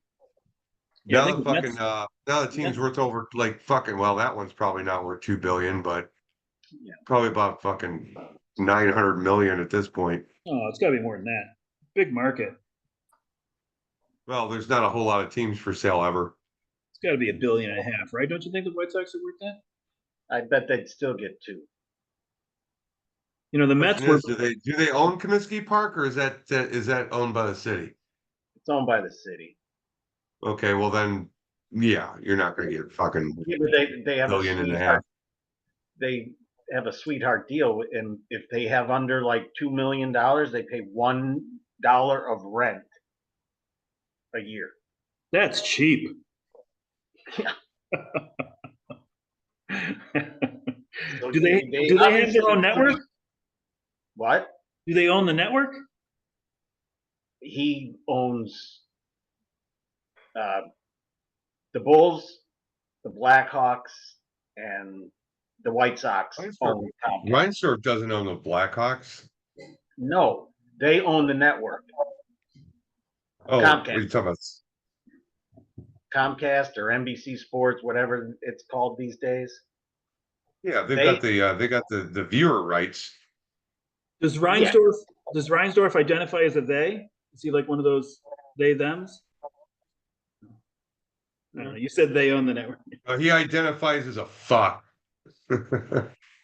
I like Jerry Reinsdorf. I'm not ashamed to say it. I'm one of the few people. I just think he's a cool guy. He's a good guy. I wish I knew him. I'd like to, sit down and drink a few beers with him. They still show them. I mean, I don't watch the games, but like I see stuff where someone takes a picture. He's smoking his stogie at the White Sox game with 4,000 people there, 60 games under 500, laughing it up. If I bought them for 30 million in the early 80s and they were worth what they are now, I wouldn't give a crap what people like us thought either. You know, the Mets were purchased for, I think it was 20 million. I could be wrong, it could be 26, but I think it was 20 in 1980. So, you know, when these owners talk about their operating revenues and stuff like that, I was like, fuck you. I mean, like you could lose every year in your operating revenue, and then you're selling for this great capital gain. So I don't want to hear it. And there's a reason that they don't open their books, you know, because it's just ridiculous. I hate the era that we went through where the public financed the stadiums and you know, the infrastructure and all this stuff. It's like, screw you, just do it yourself. That's the biggest fucking thing that just it drives me crazy that these guys keep coming to us to fund their goddamn stadiums. And you keep all the profits from it when the ball club is worth that much more now, you know, like billions as opposed to millions. So come on. Yeah. They But you know sell what? more tickets, they make more money. Yeah, yeah, yeah. But like, I mean, the taxpayers, their taxes go up and they have to pay for this shit. But for the And most it's part, just bullshit. It's bullshit. this millennium, taxpayers have gotten smarter. Like that era is over for the most part. You know, we're not people aren't just rubber stamping this kind of stuff. Well, I love the fact that Pritzker told the fucking Bears to go blow. I mean, I love the fucking Chicago Bears, but do I care if they're on the fucking lakefront or in Arlington Heights? No. Give a fuck. You know, if they are in Arlington Heights, they're probably going to have a fucking dome and it's probably going to be comfortable to watch a goddamn football game in there and you can actually fucking tailgate and all this other shit and not have to walk a mile to the fucking stadium down a path. You know, unless you pay for this like 2 lots of premium fucking parking for goddamn 80 fucking dollars or 100 or whatever the hell it is. You know, it's ridiculous. And it takes forever to get in there. The traffic jams are abysmal. You know, where it's like this place where they have all this property is right off the train stop. So the same train people would take to go bet on horses. So, you know, if you're downtown, you want to see the goddamn Bears, get on the fucking train and go. You won't get a drunk driving fucking thing going on, man, because you'll be taking the train. So it makes more sense to put him in Arlington Heights. It just does. Well, they're not going to get the money from Chicago or They already Illinois. they already purchased the land. Fucking build your own stadium. Have control over it. Own it. It's just going to make all the value of your whole organization be that much more. But everybody wants a handout, no matter how much money they got. Well, I think Jerry put his hand out on that. He wanted the Bears and the Sox like went in and made a joint proposal to the state because Jerry wants a new stadium. Then you had the Ricketts go in there. They did everything themselves. Did they get money from the state for any of that shit? I don't think No. so. And they bought everything else got a around bunch it. of TIF financing, which is kind of a hot topic, but whatever. He used his own money. Getting some The other tax thing breaks. is they got a historical like landmark figure on Wrigley Field, so there's not much they can do with it, or everything they do with it, it's going to be really fucking expensive. So I get that with it. It's just asking for a new stadium after we just built you fucking one. Yeah. And there's nothing wrong with the stadium you have. What the hell? But I think, you know, the key is that taxpayer sentiment, you know, the tide has turned because look at Oakland. I haven't heard anything that people in Oakland are blaming the city, you know, for Oakland leaving. But 30 years ago, that's probably what the narrative would have been. So they're like, go ahead, you know, you want to find somewhere better, go ahead. Go play in Sacramento for 3 years and maybe go to Vegas. That's still not 100% done deal. No. You know, F I you. wish I wish what we could do right now is just trade the two teams, two organizations completely. Like Jerry Reinsdorf swap his organization for the Oakland A's, and then they take everybody that works for him and all that shit and just move them there. And all the players move and all the fucking, it's kind of like what they did in the USFL between Chicago and Arizona. Do you remember that way back in the day? Chicago had like one of the best teams in the league, and that guy fucking that owned the team didn't want to be in Chicago. He had a home in Arizona. So basically, there was a guy in Arizona that owned a team, and he fucking wanted the bigger market of Chicago. So they swapped areas. So he took his organization, moved it down there, and he took his organization from Arizona and moved it up there, and they swapped cities. Was that It the was the Blitz? weirdest fucking thing. And then Marv Levy got hired by the new Chicago team, and he thought he was getting the team from last year, and they had all fucking got traded to Arizona. So fucking weird. Jerry could just go to the Oakland staff and And then Donald Trump killed that league. double everyone's salary and have him come work for the White Sox. You know, all the money that he's going to save by letting Crochet go, he could just put toward these. True. Why the fuck would you want to get rid of your best players if you're trying to rebuild? Well, they didn't. I mean, they got Fetty, which was a gift. You know, just a nice gift this year. You can't count on him. Pham is what? Pham's 36 at least. Good player. Everybody loves Pham because he just comes in and produces. You know, his first at bat. Did you hear about this with the Cardinals? It was a Oh yeah, grand slam. No, I was like, I don't know. There's something good about him. I mean, he's a pain in the ass. Obviously, he's you know, what's the word? He's a firecracker. I can't think of the term. You know, not in a good way. I mean, like he punched Jock Peterson over their fantasy football league or something. Whatever the hell that And talk shit, Jock. was. Jock was talking too much trash. You don't know what you're dealing with.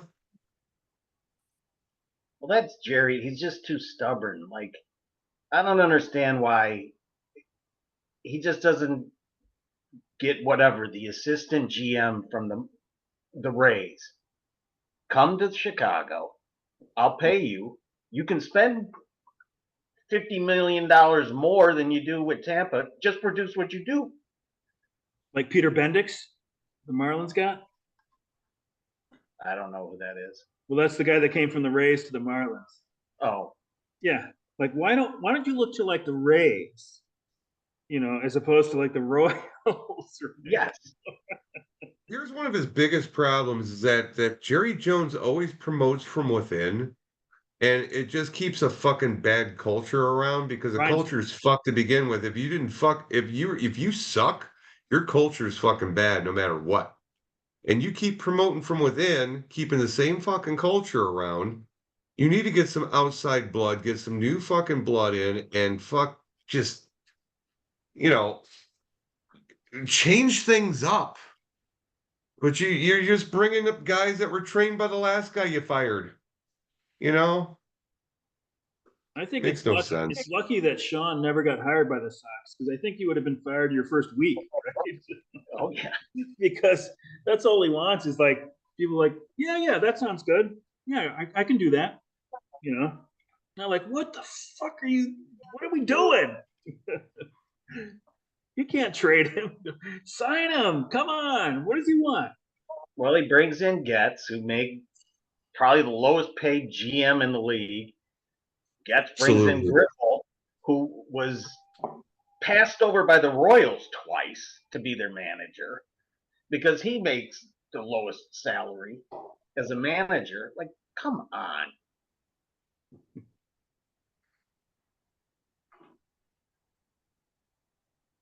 Yeah, well, I four actually more don't. losses. I Four don't more mind. losses in a row. I don't mind the little things that he's done, and certainly trading the guys that they traded was fine. Yeah. but I don't know. I mean, he doesn't have the power to like really. It's more the big picture that is at fault there, right? I mean, like I think they did the little moves just fine, but Yeah, the little ones, but like the two biggest salaries ever or contracts ever, Benintendi and Grandal. They absolutely sucked ass for the White Sox.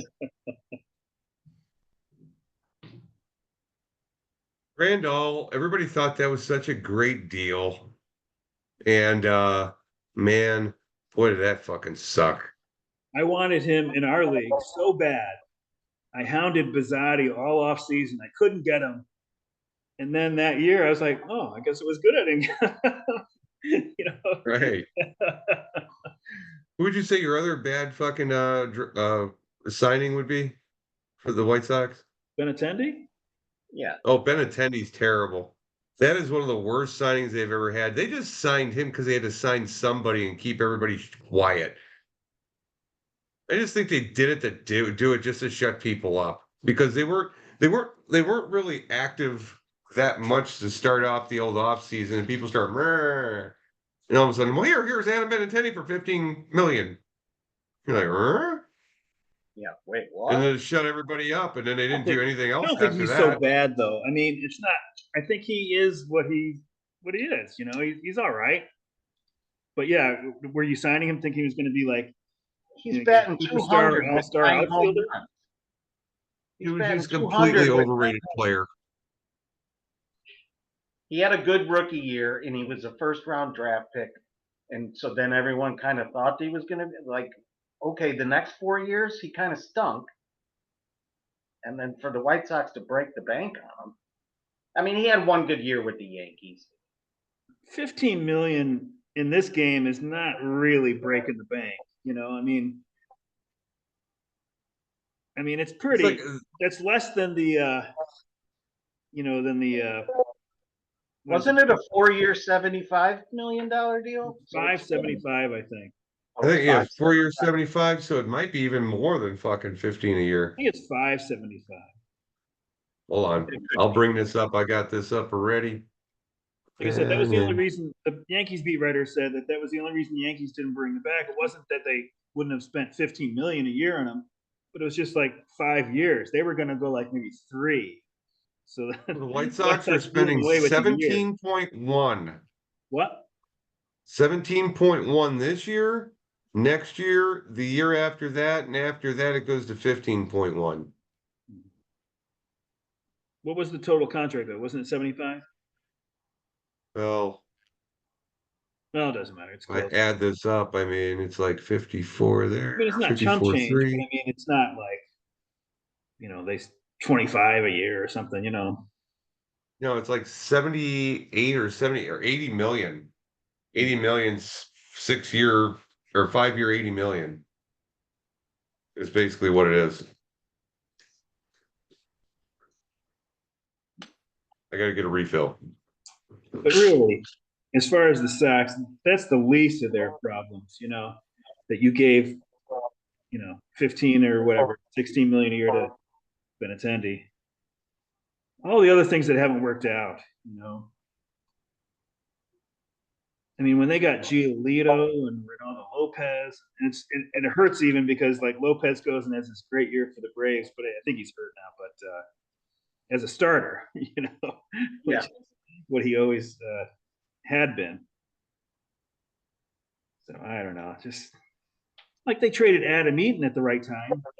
They did they Yeah. did things that should have worked. It's just like everybody they got back, like Yohan Moncada. I was on board. I thought he was going to be great, and he wasn't even close. He had a good year, but even that year, you could pick apart and realize maybe he was getting away with some stuff, and now he's not even healthy. I don't know what it is. They come here, Eloy, Luis Robert, Moncada. They can't even stay healthy. I mean, they can't even. They're not even healthy enough to like disappoint you. It's like they're just not there. Watch, Eloy won't miss a game the next 3 years. No, I don't pre. I actually don't predict that. They interviewed Jimenez about the Orioles, and he's on the Orioles now, but he Yeah. kept saying they. Like he doesn't. He's not part of it yet in his mind. I mean, I thought it was sort of telling. He's like, yeah, they got a lot. He's like they like he was like an analyst or something. No, you're on the team now. You can say we. As a fan, I don't like when fans say we. Oh, we like I realize I'm not on the Mets, so I don't say Right. we. But he really is on the team. He can say we, but he wasn't. He was still saying they. So I don't know if that means anything or not, but I noticed it. I mean, Orioles could catch lightning in a bottle with him. Yeah, I mean, if he stays healthy. if he stays healthy, he's better than Austin Hayes. Yeah.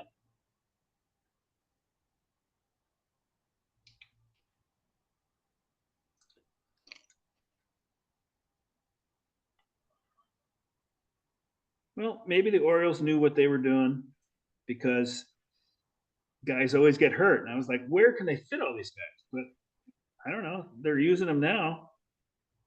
I mean, there's still a few guys left, but Well, they might be going with the Dodgers method and even like the Cubs from 16. They can wear teams out with their depth. You know what? I might not like it as a fantasy manager or even as a fan of the team. Like, why are you platooning this guy? Like, why is Jerstad not playing every day? But you know what? I mean, because to me, O'Hearn and Mountcastle, they should be DFA and let these younger guys play. at least one of them. So has a good second half of the season. That guy only gets fired up right after the All-Star break every year. And he's starting to heat up. He's been good. You could trade Mountcastle. Mountcastle. You could trade Yeah. Mountcastle to the Marlins and got some middle reliever for him. But he always is that he's a second half guy every year. It's the weirdest thing. And that's what I knew about him coming into this year.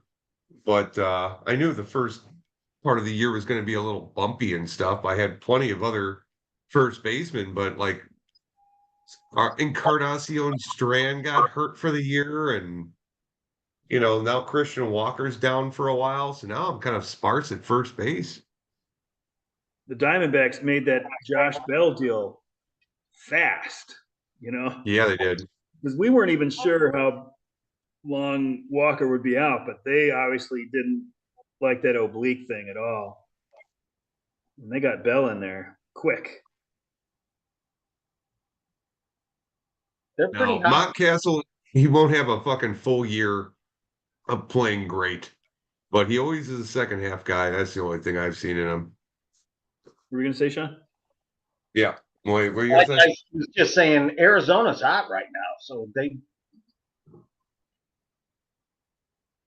made a good deal with Josh Bell. And it was hyperbole that they should DFA him, but I think that they should let the younger guy play, and they could have traded him, yes, for a middle reliever. Like O'Hearn. I don't understand why he ever plays on that team. The Royals let him go, right? Yeah. Your top batters. Beep, beep, beep. The usual suspects. Aaron Judge, what does he got? Juan Soto's actually third, and Jeez, Bobby I Witt's haven't looked at fourth. this in a long time. 530 points Judge has already, Yep.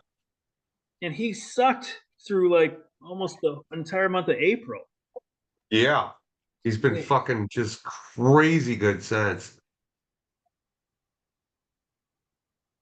Well, it's August 5th, and he has 41 homers and 103 ribbies.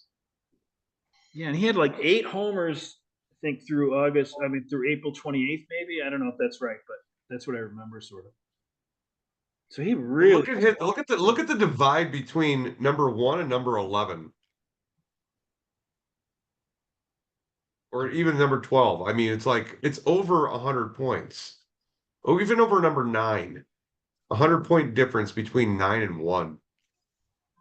Well, even 6. Jose Ramirez is 6th. He's got 95 less points than Judge. You know, and we're what? A little past 2/3 of the way through. That's huge. He good. Judge good. Unbelievable. I didn't know Duran had that many points. Dude, he's got like we were looking at this last week. It's like there's a lot to be said about like plate appearances and total bases. Yeah.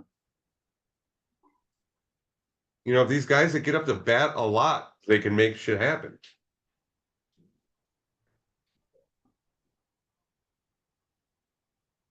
Now, as far as the batting average goes for Duran,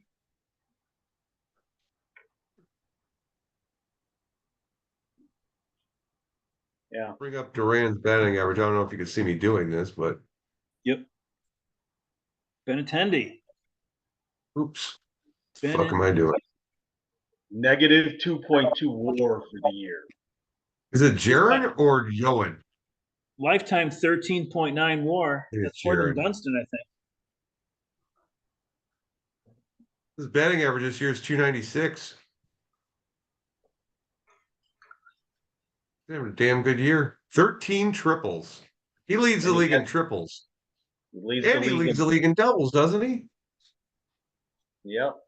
And plate appearances. So there you go. He's a good one. Who's that? Big Got a McBride? 515 slugging percentage. Who has Duran? Is that McBride's? I believe so.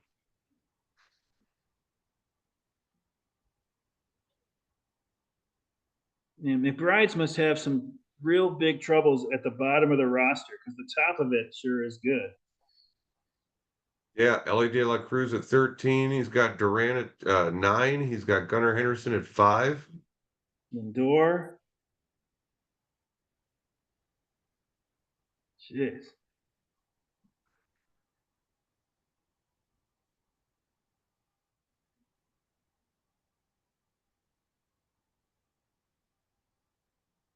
Got Devers went to the Knockers recently. He good. Brett Rooker, 23. Don't trade that guy. Jesus Christ. Yeah, no shit. Don't drop him. But look at Knockers have like Willie Adames here at 34. They got Matt Chapman 33, Bryce Harper 27, Rafael Devers 17, Yeah, I'm gonna and call then up they got Chris. number 1. I'm gonna call up Chris and see if he'll do that Michael Garcia for Matt Chapman trade. No? I missed my I think you're a chance. little late to the game on that one. Oh man, that's no fair. He offered it twice. Gotta be a gentleman Well, you and can go follow back and through. see. I mean, there's no hurt. There's no harm in trying. Let's check out the pictures. Judge is on the top of that too. Oh, Seth Lugo and Corbin Burns. just as I predicted, Seth Lugo would have the most points of any pitcher. I tell you what, though, Chris did offer me a pretty good trade today. I had to turn it down because it would have gutted me of all my relief pitching. But he did offer me a pretty good trade. It just, I don't know, man. I'm playing for more dollars in my coffer and trying to get closer to 5th.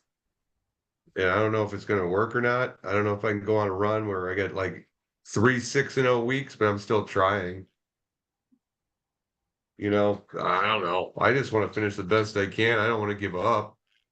I know I'm in last place, but the fuck.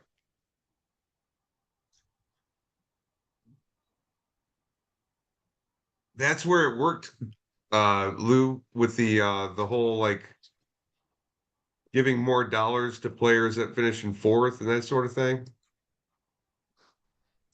You guys still with me? Yeah, that was the intention. Okay. Sorry, I've got my screen on and I had to I couldn't even see you guys. Anyway, how we kind of like incentivize, like basically where you end up in the standings, if you're winding up in fifth place, you're getting more auction dollars to work with the next year. That's an incentivification to keep from tanking. I mean, what's the reason to tank anyway in this league? I mean, it's an auction, but I mean, you still want to fight it out, and keep playing and stuff, I think it's just it works. Yeah, and that off-season So priority, I like that rule that's a nice. lot. You know, I finished in fifth more than once, and it's nice because you get anybody you want. You know, You get anybody you want, you you don't get win better any fucking. money, but you get anything you want in that off-season. You get the opening day waiver. Waiver claim. You're number one. But you'd also get extra auction dollars, Yeah. where that comes in handy as well. So it keeps you playing hard until the very end. Because even moving up one or two throughout the towards the end there, it's more auction dollars in your pocket. It makes it, it's you're playing for next year. Fifth place gets about $20 more than first place Yep. now. No, I haven't been in the money in a long fucking time, but just even from 5 on down, even trying to get up a few notches and stuff like that will help you for the next year. So you got to try for it. I mean, I still wouldn't tank to come in fifth as opposed to fourth, even though the next year, it's an advantage to be in fifth. I'm still gonna take the money in hand and just deal with what I have to deal with next year. Yeah. But yeah, but at least it's like, yeah, if you're in 11th, you may as well try to get to ninth or eighth. You may as well. I mean, what the hell? You're just going to be able to use more auction dollars. It's gonna up your auction dollar amount. So that's my biggest thing. But no, I love what the league has like turned into and just different ideas and ways to tweak it, but we never tweak it in a way that's going to fuck it up. Yeah, that's what I mean. It's Like, always to correct an oversight. that's what I mean with like Bob potentially coming back in the league. You know, there's a lot more to it now because it's been 29 years since he was in the league. We've added things along the way, especially in the past 10 years. And Were you doing a draft back then? It wasn't an auction? yeah, 96 was his last year, and that was the last year we had the draft. So actually, Okay. he was never in the league the same time as Norm because Norm's first year was the first year we had the auction. Norm might have taken his place. We didn't have it like that. There was no retention. After 97, I think we started having retention. But Norm had said that Doug and Chad had mentioned the league to him, but he had little interest in it. And then when they told him it was an auction, he's like, "Oh, that might be interesting." So he joined. So Norm got in because it was an auction. And of course, the auction, I think everybody agrees, it's like, drafts are fine. It's not like you can't do a league with a draft, but the auction's much much better than a draft. It's way more exciting. Way more exciting. It feels like you're, just like betting on stallions and shit. It's like it's crazy. I think it might have been, it's just pure speculation on my part, but I think Bob left because they moved to Wisconsin around that time. Him and his wife, what was it, Kirsten? Yeah, it's funny. I don't remember. I don't remember that. Bob was in it. Maybe he wasn't in it the first year, right? I don't remember. Was Bob in it the first? I don't remember. First year I was remember you, me, Chad, John Kidd, Brian, and Ed. I can't remember everybody. Luckily, it's written down. That's why I started that spreadsheet. I was like, oh my god, I'm not gonna remember this stuff. I remember you going to buy the National and then laying down in the floor in that attic apartment. That's why we had categories back then. We only had 4 because I was like, I don't want to keep track of anything more than this. This is enough.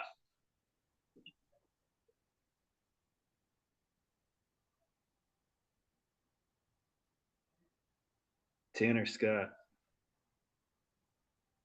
Yeah, what the hell, man? This guy had like 18 saves, and now he's not going to be saving games for the Padres. That's kind of funny. That always happens to relievers at the end of the year. You'd have to be nuts to be dropping these guys like Tanner Scott, trading Rooker, and and Burns. You know, what are you trying not to win the league? I mean, come on. Well, like if you're the Marlins, I mean, they're just retooling. I mean, they're always retooling. It always seems like they bring a guy up, keep him around for a couple years, and then trade him off.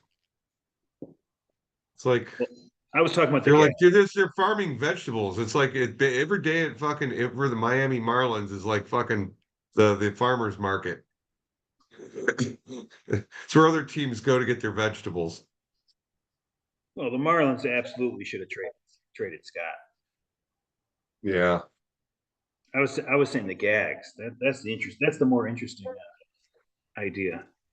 Because I think when you're in first place in the beer league, I think what you should do late in the year is like, well, this is obviously not working. I need to change things up, right?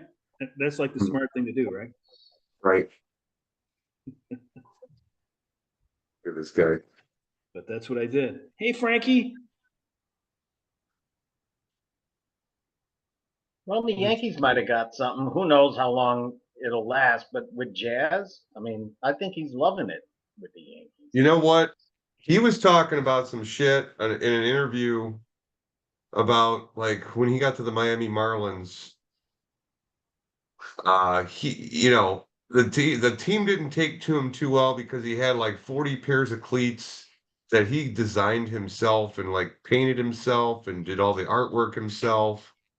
And that's just what he did. So he wanted to wear different cleats, but the cleats he made himself. And one time he came back into the clubhouse and one of the veterans had ripped his shit up and threw it in the garbage and said, "These cleats are ugly." And it was just like, there were some guys in there that didn't like his flash off the bat, and plus they probably had a little boys club going on and he was disrupting it. And somebody just didn't like him and just made his life there miserable, you know. And once that happened, he soured on that fucking organization. And now that he's out of it, now he's going to be the Jazz Chisholm you was expecting to see a couple years ago. Yeah. Yeah, he was on the cover of MLB The Show, wasn't he? Yeah. Like the Marlins did everything they could to ruin his progress, right? He's a shortstop. They put him at second. That's fine. That happens all the time. And then they move him to center. It's usually the progression, though. He It's like wasn't. if you're a shortstop, you're a good athlete. They're either going to put you at second or they're going to put you at fucking center field, or they're going to move you over to third, depending on how big you are. But if you got speed and you got like athleticism, they're going to move you out to center field. He made some good rangy plays, but he made a lot of bad plays too. I mean, because I don't think he'd ever played center. Probably not even when he was a kid. Well, that's the problem with some of these teams is they just don't fucking think it through first. They're like, oh, let's just try him out there. Well, no, you got to give him fucking time to work that through in the minors, and fucking make the mistakes there, not in a fucking professional game. What's your bread and butter?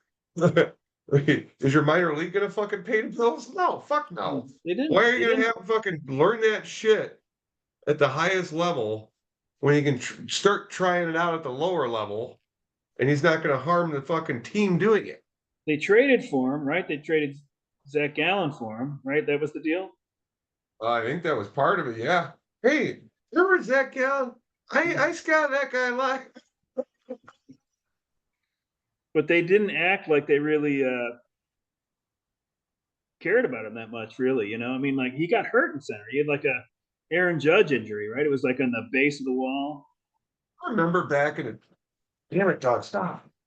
Do you remember when Craig Biggio got moved out to center field when they had that hill going up in Minute Maid Park with the fucking flagpole out of the middle of it? Yeah, I do. Do you remember how many times he face planted hitting that fucking hill? I don't. Oh, hold on a second. There's got to be a YouTube video on this shit because I've seen videos of it, and somebody put a whole reel together of him face planting when he just got out there and hold on. Hopefully this will jibe with everything else. I don't know if I can run two videos at one time He must because have we're had a doing good videos. arm, right? Biggio was a catcher when he came up. It's weird they put him at second. I mean, I guess he had range, but you would have thought maybe he'd play third. A lot of catchers play third too.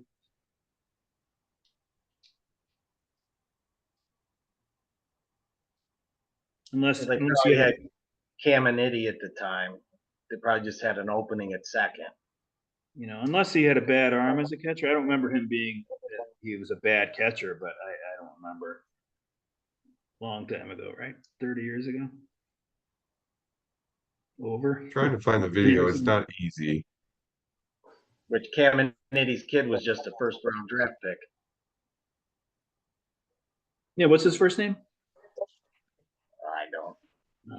Yeah, because when I was watching it, I remember that.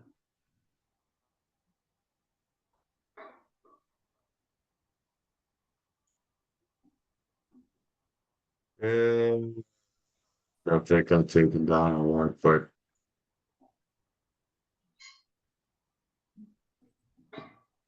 So Sean, next year, if we do the podcast next year, we're going to try to have you on like this after the deadline, and maybe after the draft. I don't know, before or after the draft, like we did. But we'll plan it more that way, right? That's fine. Because there's not too many of us that follow the minors like you do. So Well, like I said, I learned this year. Chris and Phil follow it. They know. And I copied them.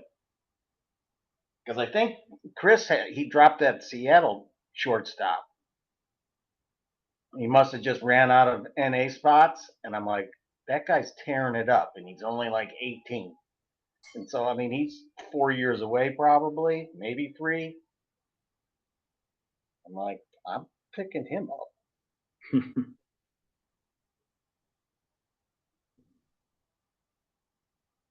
Is that Rivas guy any good for Seattle? The young shortstop?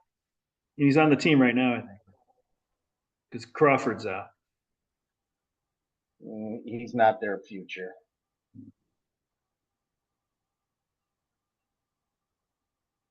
I mean, maybe, well, he's probably gone in your AL league, right? I think he might be available. Yeah, I think he is. I'm not sure. I mean, he might be a short term play. Yeah. I just don't know how long Crawford's out.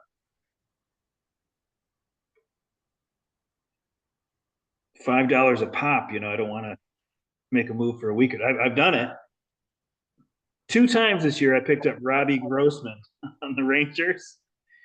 Switch hitter on the depth charts. He's starting. He played 5 games, let's say that week, the past 6 games, like how they break it out on Fangraphs. So I picked him up. In the following week, he played like 1 game. So I dropped him. That's back in like May. And then again, a couple weeks ago, I pick him up again. He's in the starting lineup. He played like 5 or 6 games. I dropped him Sunday night. He played 0 games. He got cut by the White Sox this year. Grossman got cut by the White Sox this year. That doesn't mean anything about it. That's not a knock against Grossman. Well, but I don't know what Texas is doing, or at least whoever is gathering these depth charts. How could you put him in the starting lineup? People don't stay on the team and then not play all all week, and you listed them in the starting lineup. You know, it just doesn't happen. Caminiti. Cam. That's right. That's his son? Yeah. Wow. Boy, did he just Ken Caminetti, that guy, he crashed and burned, man. There were some Yeah. drug addicts in the fucking baseball in the 90s, man. I mean, if you look at Dykstra, his brain is mush now. Oh, by the way, Lou. So I might be getting this Daryl Strawberry jersey for you. So Elizabeth doesn't, she's not a Mets fan, but she was just out in New York to with one of her friends for to go see a Foo Fighters show. And something happened or whatever, and then these security guys over there, or it was like concessions or concierge or whatever, had to send her something, and they sent her a strawberry jersey with it too. It goes down to her knees. But Nice shirt. she goes, I don't want. She goes, do you want it? I'm like, I'm not really a big Daryl Strawberry fan, but I mean, I might know somebody who'd want it. So if I end up with it, if she doesn't give it to her son and stuff, and I end up with it, you got a new jersey coming to you. Honestly, I was never a big Strawberry guy. I mean, I Really? like him more now, but he's too Jesus-y for me, you know. Even now, You're more of a raspberry guy. I like Dykstra. I like Backman. I like the guys that Dykstra gave was a I like the guys that gave Dykstra, Greg Jeffries a hard time. dude. When I hear Dykstra talk, I just want to punch him in the mouth. That guy is such an asshole. He's such a prick. He has no regard for anybody. You don't find that And charming? just the shit he says. If you ever listen to the Howard Stern show when he's on there, holy fuck. That guy is he's a retard. He's fucking, he did so many drugs, he's retarded now. Didn't Backman do some shit? Because he was in the running to get hired by the White Sox. I think he handled Backman's the a hothead. Diamondbacks manager job, and he got a domestic abuse. Oh, that's what it was. Yeah. Yeah.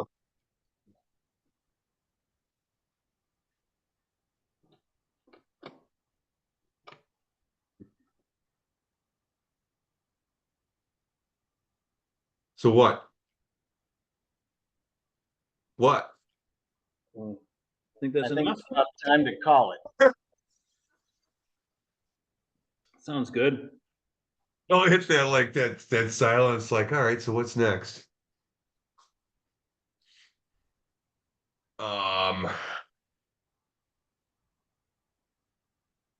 It's like some football. Let's keep it going. All right, Sean can start Do a you new think segment about your guy missed Oklahoma vital? Sooners football. Go ahead. I couldn't hear you, Lou. You're going to do a preview of the Oklahoma Sooners season? No. I don't think it's going to be that good. They got a rough schedule in the SEC this year. Is this the first season since Alabama is not going to have Nick Saban, or was that last year? I think it's this Did he year. retire this year? That was this year? That's going to be interesting to see how they do. They got the I mean, they've got Washington one of his coach. minions there, and they've got all the talent, but He's overrated. You know, it was his bench coach that was really calling all the plays anyway, you know. you know what? You're right. It's usually the way it goes. Pat Murphy, right? Wasn't that his name? Yeah, I think so. They got the Bigger than the Washington Cubs are. coach, and they were in the. They made the championship game last year. Washington did. That's their new head coach. True. Big shoes to fill. Oh yeah. But I do follow that too, for like the prospects. I mean, they have a top 3 recruiting class again. They always do. It's Well, almost yeah. like that place. They don't have to try too hard to sell people on playing football for Alabama. Well, no, and I think But with if all you're that NIL stuff, those guys are getting paid. If you're being recruited though this year, like this past year, and Saban's not there, you're going to lose out on some people, right? I mean, because like it would have been a no-brainer. Okay, I'll go to Bama, but this is the first year that Saban's not going to be there. Maybe I'll go, different place. So here's a good question It for might you be guys. fine in a few years, but for this year, it's probably not. Well, no, I'm the 25 class is ranked top 3, I believe.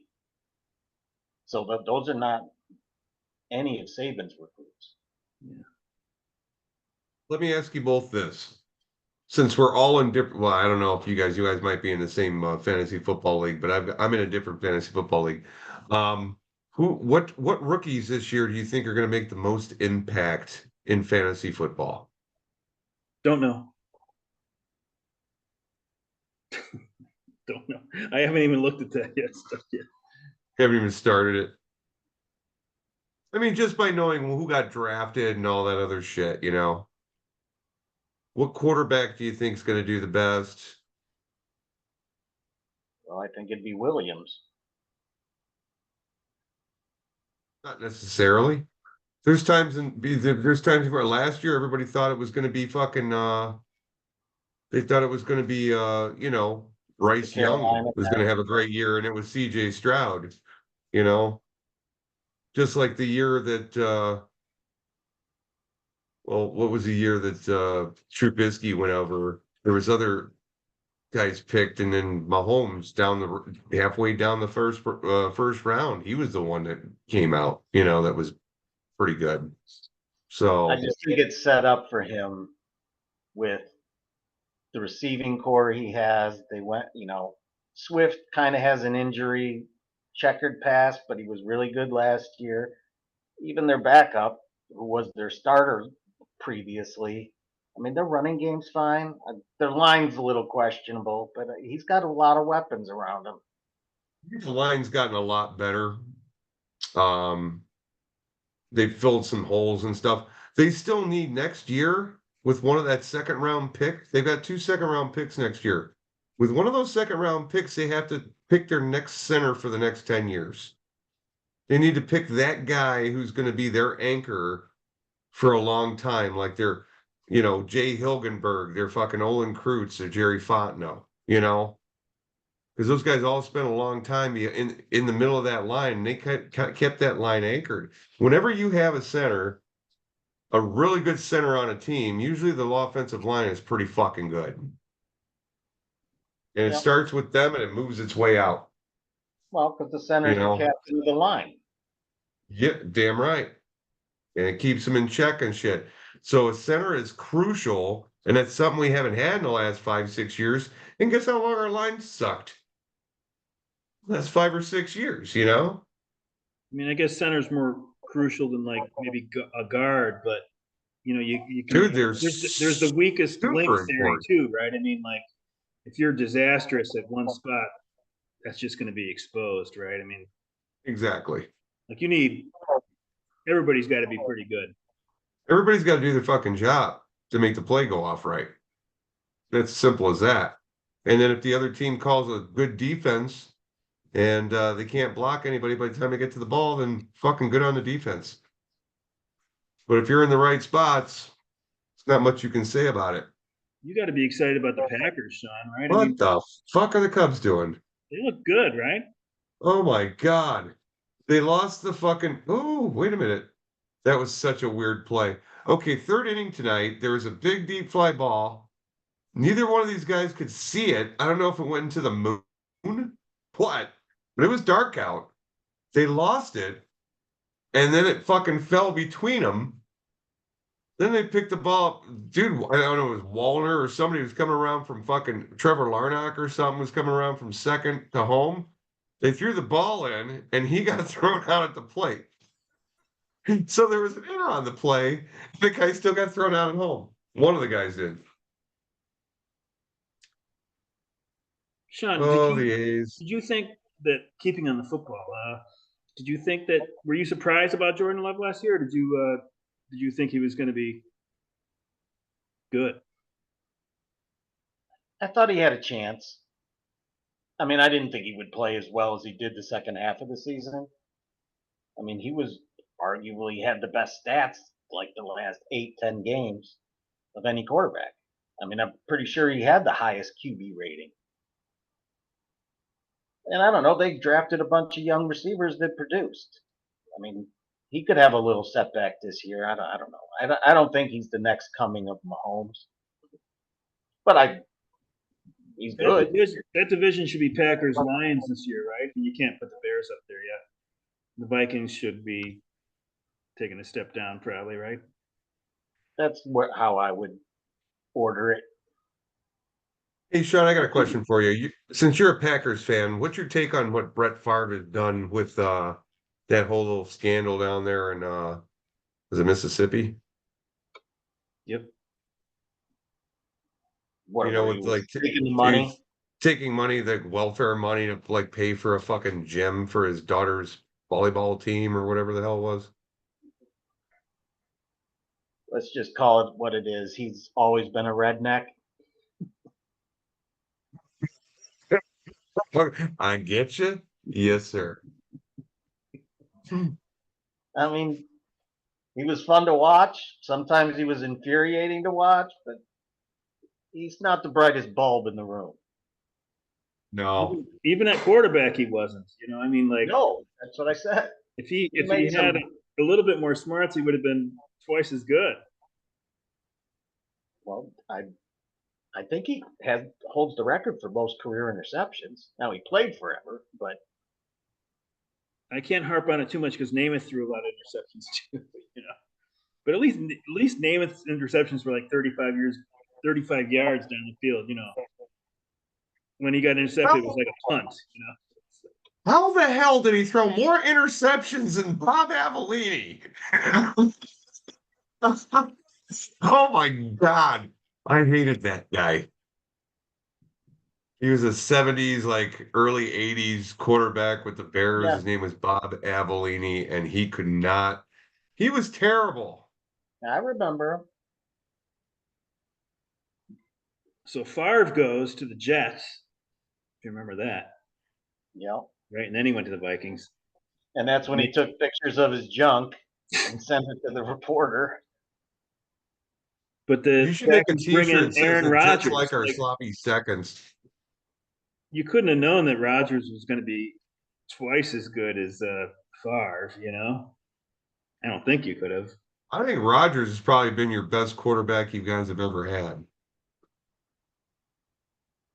Yeah. Yeah.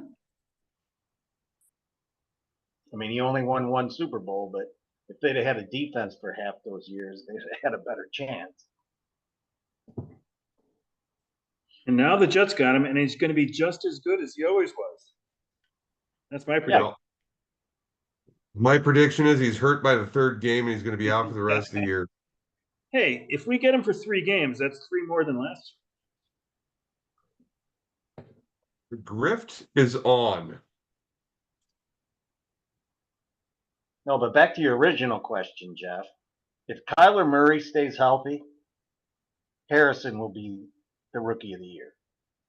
Harrison Really? Jr. Yeah. Okay. He's going to be the number one guy down there. You still got that much faith in Kyler Murray? I said if he stays healthy. Well, it's not so much that he's healthy. It's just he wants to No, play he's Xbox got more than he wants to play football. He's got a cannon of an arm, and he's biased because he's an Oklahoma guy. All right, so You know, it's How's not their Marvin line? Harrison, though, right? does he have a It's good his lineup son. behind him? Yeah. It's his kid. So I don't know how old he is or anything. No, He's Dad like, came out of retirement.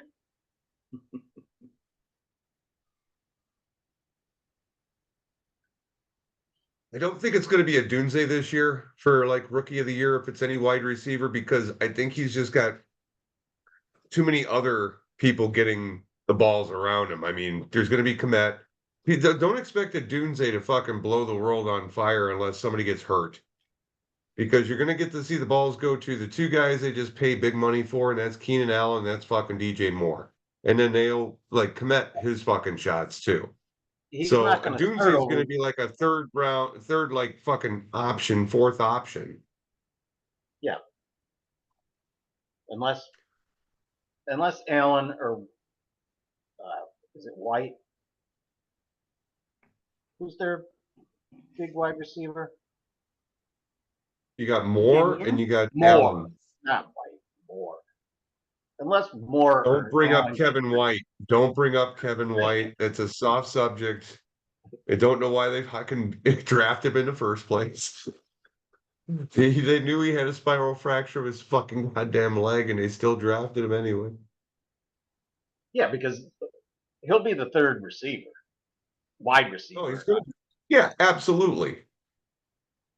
But he's That's going why to see more targets if somebody else gets hurt, and that's the thing is they're so deep at receiver now, which is something we were lacking for so long. Now next year, Keenan Allen's gone after this year. He's just around for 1 year. Yep. And then you got a Dunze popping in up, and then they can probably go out there and find another receiver, maybe a little bit cheaper than they normally would because they want to play for this team or they want to play with Caleb Williams because they figure we have a shot. Who knows? But I know that Keenan Allen thing's a 1 year plan for the most part. I think there's an option for a second year, but You think Justin Fields is the one who are like, hey, where was this when I was here, man? It's hard enough to be a rookie quarterback, and like you don't even surround him with crap. it sounds like that the whole thing was they couldn't get him to sit and think about being quarterback because he was too quick to run.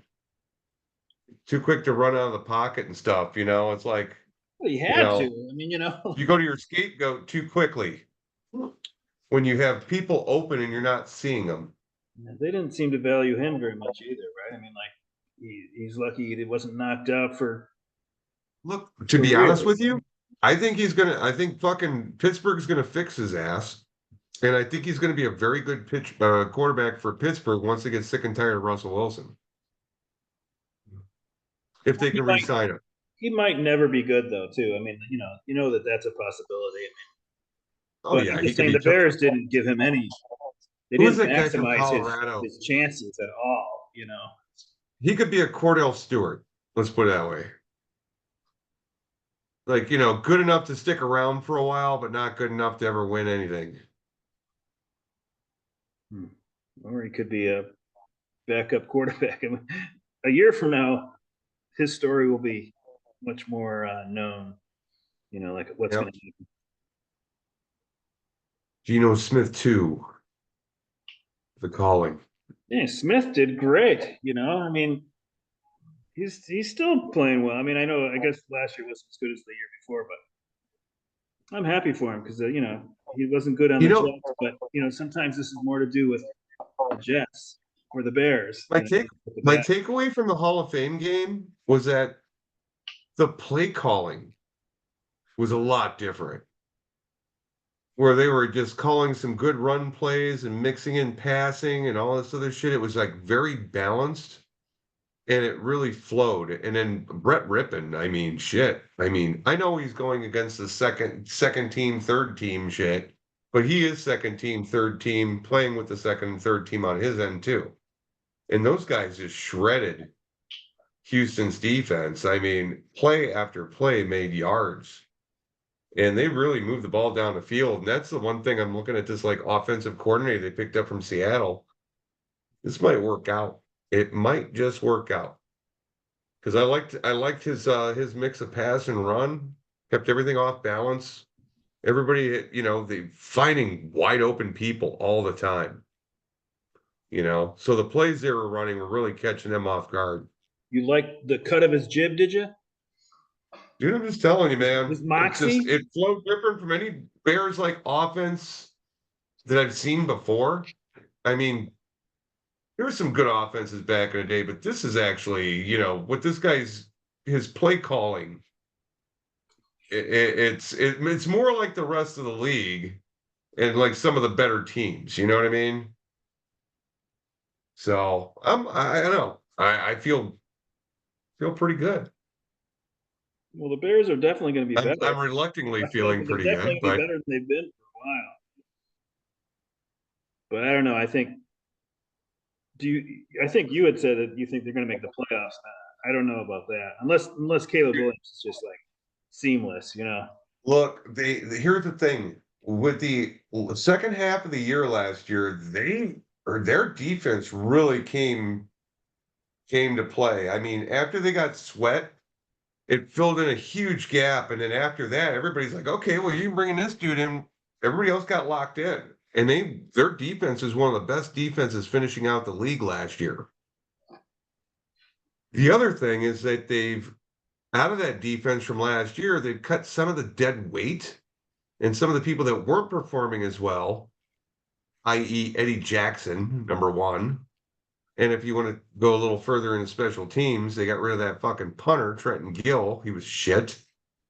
And then they brought in Torrey Taylor, who was like this fucking monster from Australia that just keeps punting the ball like 70 fucking yards everywhere. And then they brought in also B.E.E.R, who is a top flight fucking free safety that Philadelphia just couldn't afford. You know, he's been an all pro several Didn't they years in a draft row. that Iowa punter? Yeah. He was Torrey Taylor in the fourth round. So he's not. I mean, he might have been born in Australia, but he played college. That's the same guy that played at Iowa last Yeah, year. he played for. Yeah, he was born in Australia. He played for Iowa. He's 27 years old. But he learned how to kick when he was in Australia, and it's interesting because his ball rotates the opposite way from like most of the punters here. So he's Right, like because he tougher plays to catch Australian it rules here. football and shit back in those days. The dude's really big. He's like 6'4", about 240, 230. Hell, he's gonna fucking wreck some motherfuckers if they break through and he gets his whole hand. He likes to tackle people too. Well, if he can kick He's a off, they goofball. might have to use him with the new rules because they're Yeah, talking dude, about this is gonna be kickers interesting. making tackles this year. It's gonna be completely interesting. So I think that punter job is the best one in football. I mean, yeah, okay, sometimes you might get a roughing, you know, the kicker penalty, but basically, and you're not like asked to kick any, you know, last second field goals that are, you know, if you miss it, you're going to lose the game, you know. So it's like, I think punter's a great football job, don't you think? I mean, little contact, it's a skill. I don't know. To me, you know, if I was 8 inches taller and weighed, you know, 50 more pounds, well, not 50 from right now, but you know, that would have been a good job. Of course, I don't think I can I don't think I can punt more than about 80 feet. So here's the other thing. If you're going to be a punter, you got to have a little bit of quarterback in you too, because basically if there's a fake, then you got to throw the fucking pass. You know, if it's not like just snap to the guy up in front and he just runs up the middle, you know, but if you need like 6 yards, if you need 6 yards, Yeah. and he's going to throw that fucking ball. So, I mean, yeah, I would, and then you have to hold the fucking ball for the field goal kicker most of the time too. The holder. So Yeah, there's that's two right. other things you got to worry about that you normally, I mean, most of the people I see now, it's the punter holding the goddamn ball for the kicker. Back in the day, it used to be like the backup quarterback. Yeah. But now there's a lot of punters that do that. Tony Romo ruined that. What, Did he he get his fuck finger up? broke? Did he No, fuck one up? they had like a chip shot field goal to win their first playoff game in like 8 years when he was with the Cowboys, and he dropped the snap. You know what it was? His Skechers slipped on the turf, and he didn't feel the ball cleanly, and it's just I just screwed everything up. It's like these goddamn sneakers. I should be wearing cleats, but they're so comfortable. They're slip-ins, you know. Yeah. Oh, I wear mean, I Skechers. remember it, but I fucking feel forgot great on my about it. feet. They did a 30 for 30 special on Tony Romo, and that was that was like the hugest story in Dallas for a year. I like how can't believe that he dropped a fucking snap on a. It used to drive me nuts to hear Cowboys fans complaining about Romo because I would have gladly had him for his entire career on the Jets.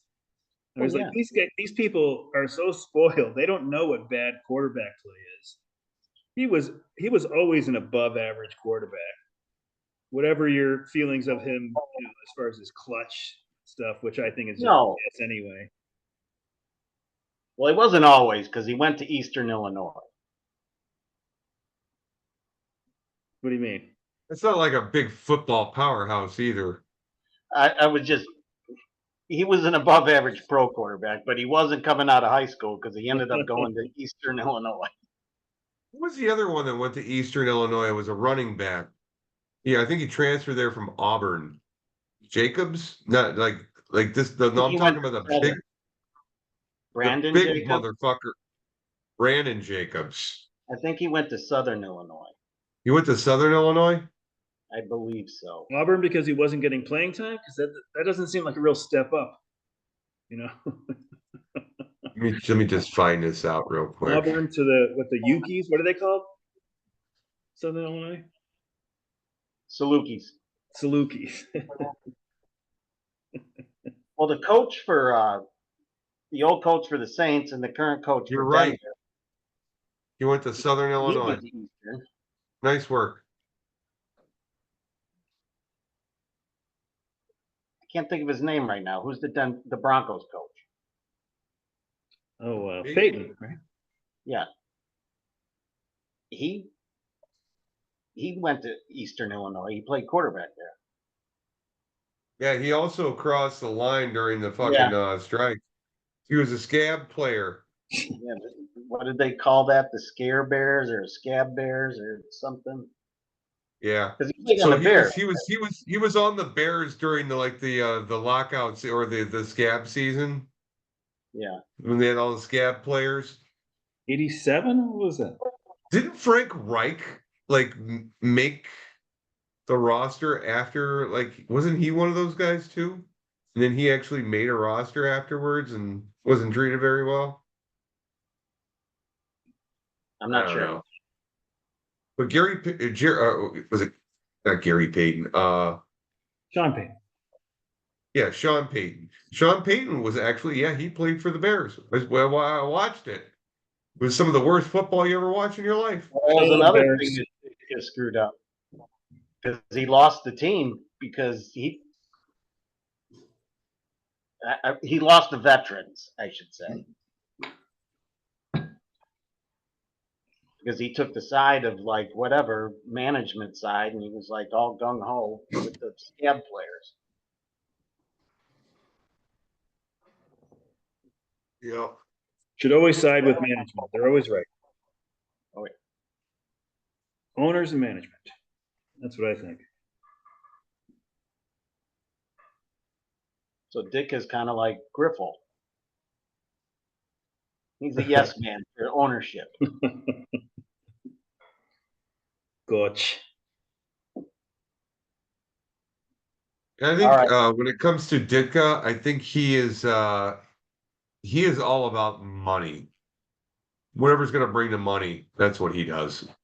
So let me ask you this. Let me pose this question for you. Yeah.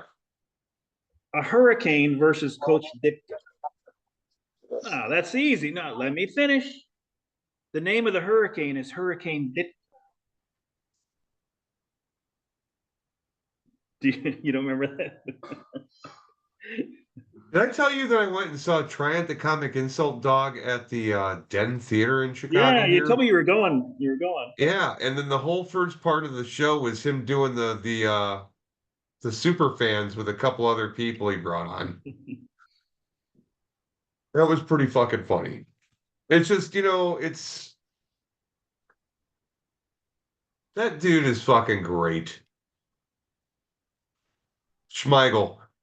Um, he was actually writing for Saturday Night Live back right after like the worst kind of like period.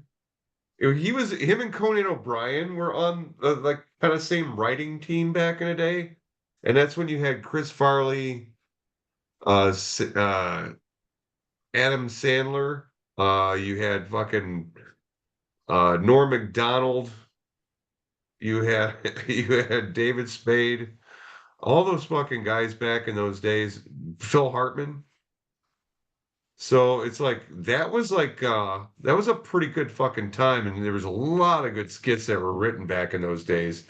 But Schmeigel's also the one behind TV Funhouse, which was basically Dana Carvey. Actually, you know what? He was with the Dana Carvey show. Actually, he left because of the Dana Carvey show. So when Dana Carvey left the show, he moved over and started working for the Dana Carvey show. And that's where Stephen Colbert and Steve Carell came from.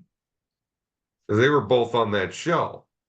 And they were both pulled from Second City. One was the other one's understudy, and instead of taking one, they took both of them and put them both on the show. And then the Dana Carvey show was so fucking off the hook weird. They kept losing sponsorship.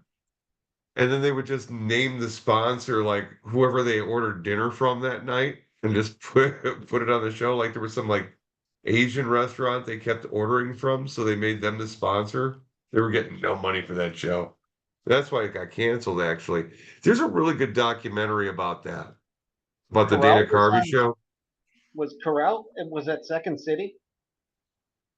It wasn't so much Second City. It was basically Dana Carvey pulled them both from Second Oh, City. So Carell and Colbert were at Second City at the same time, and he pulled them both from that in like the mid 90s.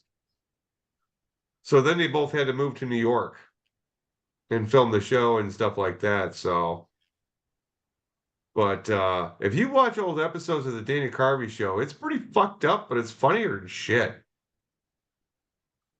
He had some good people on that show. But if you ever want to see a really good skit, it's the two waiters that get the it's waiters that get a nauseous by the sound of food. Oh yeah, I've And seen it's Steve Carell and it's fucking Stephen Colbert, and they're trying to tell these people what the specials are, and they start like that. dry heaving and all this other shit. It's fucking hilarious. Oh, anywho, I just love my sketch comedy. all right. Well, I'm going to tap out, boys. Yeah, let's call it. Yeah, it's been a long time here. I mean, we're almost to 11 o'clock, so I mean, we're on for like 2.5 hours. It's almost 12 o'clock for me. Yeah, It's almost the next day here. great Well, talking to you're you in an both. empty house. It's completely dark. You know, it's probably You get to still walk light out where around you guys naked are, and but rub your it's ass actually on dark. things. There's nobody around to see you, except you don't have any drapes.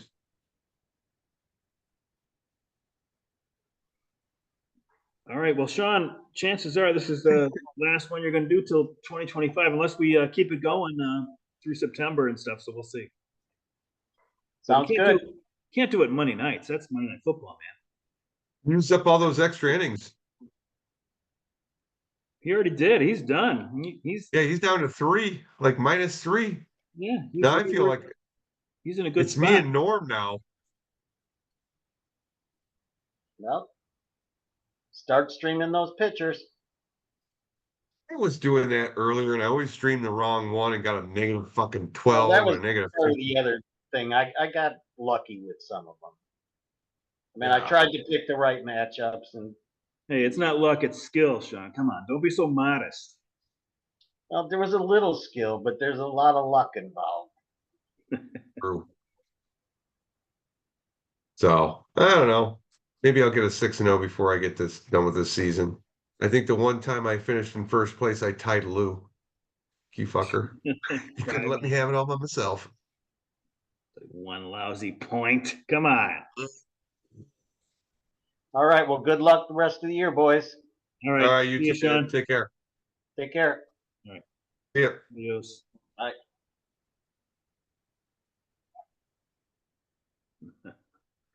And that All was right. Sean.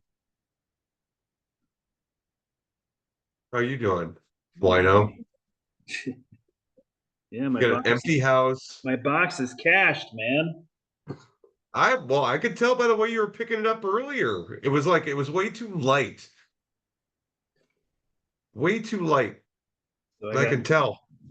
I got this. I'm drinking some of Diane's stuff. Oh, bourbon barrel age.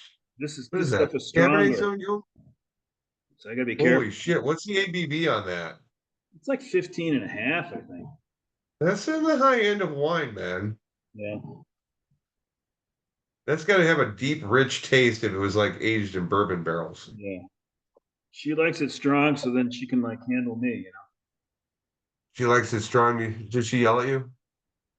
No, it's just like it, Are you being abused right now? bellows her out, and, you know, then she can deal with me, you know. Ooh. Brandon Ayuk may be traded to the Browns or the Patriots. They have the frameworks on potential trades.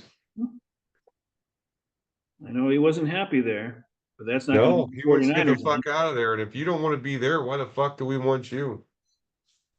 You know, people I get like the tired of these idea. deep ass acting wide receivers. Yeah, I like the idea of him going to the Patriots. They're not gonna be so good. They might You know, actually be better Patriot. than. Well, you're a Jets fan, not a Patriots fan. No, I mean, I'm just saying, like the Patriots probably are going to finish last in that division, but I don't think they're going to be like some 4-win team either. So they got Drake May now, right? Was that? Don't the Patriots have Drake May? Yeah, yeah. But Man, I tell you what, Brissett might start. Probably will start the season, and he's not so I'm not terrible sold either. on North Carolina quarterbacks. Yeah, They don't put out quarterbacks. they That probably school's won't never ask been him known to to put start. out quarterbacks. But the Patriots defense should be okay. You know, they've got Judon, who missed time last year, so Yeah. I think people that hate the Patriots might be disappointed. They're going to be a mediocre team, not a disastrous team. Probably. Well, they'll be a lot better than last year. Last year they were terrible. Where's no Mac Jones? Where's Mac Jones at now? Did he Mm, find a place to land? yeah, I'm not sure. Carolina? I don't know. No, I don't know. Hold on, I gotta find this out. Maybe. Let's go football. I can't think. Mac Jones. Mac Jones is now with the Jacksonville Jaguars. He's Jaguars. backing up old Trevor Lawrence. Gig. That's a pretty good 1-2 tandem if you're back in college. They picked him in the first round overall, 15th. Mac Jones was the 15th pick in the first round of the 2021 draft. I remember that. He was the fifth quarterback taken, and when the Patriots took him, you know, that was back when I had blind faith in Belichick. You know, just his abilities, and I realized Belichick was not great because he was great at drafting. So, yeah, but And he was traded by the Patriots. He was a first round, 15th overall. And then he was traded to the Patriots this year for a 6th-round draft pick. A 6th-round draft pick after being 15 overall. If you're the Jaguars, why wouldn't you do that? yeah, You know? Why wouldn't you? Because now you have a good backup plan if Trevor Lawrence is a fucking dud. he's not gonna be a dub. You But know, he's and gonna he's only hurt. going to work harder to try to fucking take over Trevor Lawrence's job or force him out. He's got That's the way it starting works. experience, and you know, it comes from a big program. Not a bad move by the Jaguars. I'm going to tell you Oh, that right good move. now. Good move. 6th-round pick. That's fucking terrible. Zach Thomas, he's in Seattle, so he's not on the Jets anymore. And here's the fucking thing: Mac Jones made a Pro Bowl. Zach He Wilson. was actually a Pro Bowl quarterback. I don't know what that says, but Yeah, I'd rather have Mac Jones than Zach Wilson. yeah, the beginning his first year in the league, he was second to Offensive Rookie of the Year, AP Offensive Rookie of the Year.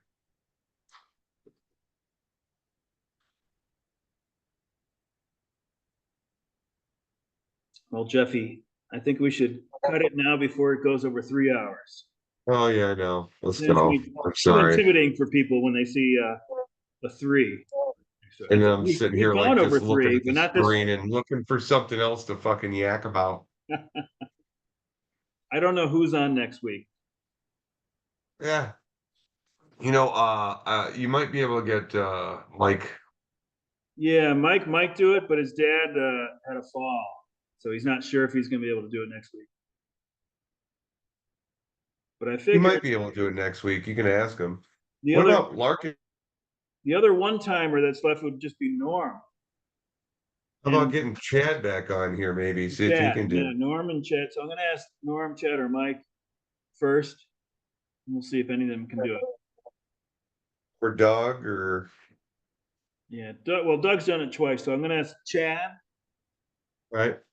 and Mike and Norm, probably in that order, because Norm did it Sean's most done it recently. like 3 times. No, well, I who? think Phil's done it like 3 times. Yeah, we've had 3 timers, and we've had people that have done it once, and then Steiger hasn't done it at all. But I don't think Steiger wants to. well, logistics too. I mean, we can't do it on Monday night like this. We have to do it like on a holiday weekend. That's true. All right, Jeff. Well, All right, buddy. Well, have a good night. you too. Sure, I'll see And you in some way next week. yeah, you just let me know who's going to be on, and I'll send out the invite. All right. Good luck this week. Maybe this week will be your 6-0. Who knows? My team needs a hit along with good pitching. It's the same old thing. Everybody's got to go through it. I'm just not getting the top fucking deal. You'd think one of these weeks you just like blow everybody else out of the water just because. But no, not this year. I have in other years, but not this year. So anyway, you have a good night and enjoy being in the house by yourself. Sam's here. Any little noise that happens, it's not a ghost. It's Well, just you Sam, my son is here, my oldest. okay. But it's like I'm alone. So All right, dude. Well, I'll see you later, man. Take care. okay. Bye bye. Bye-bye.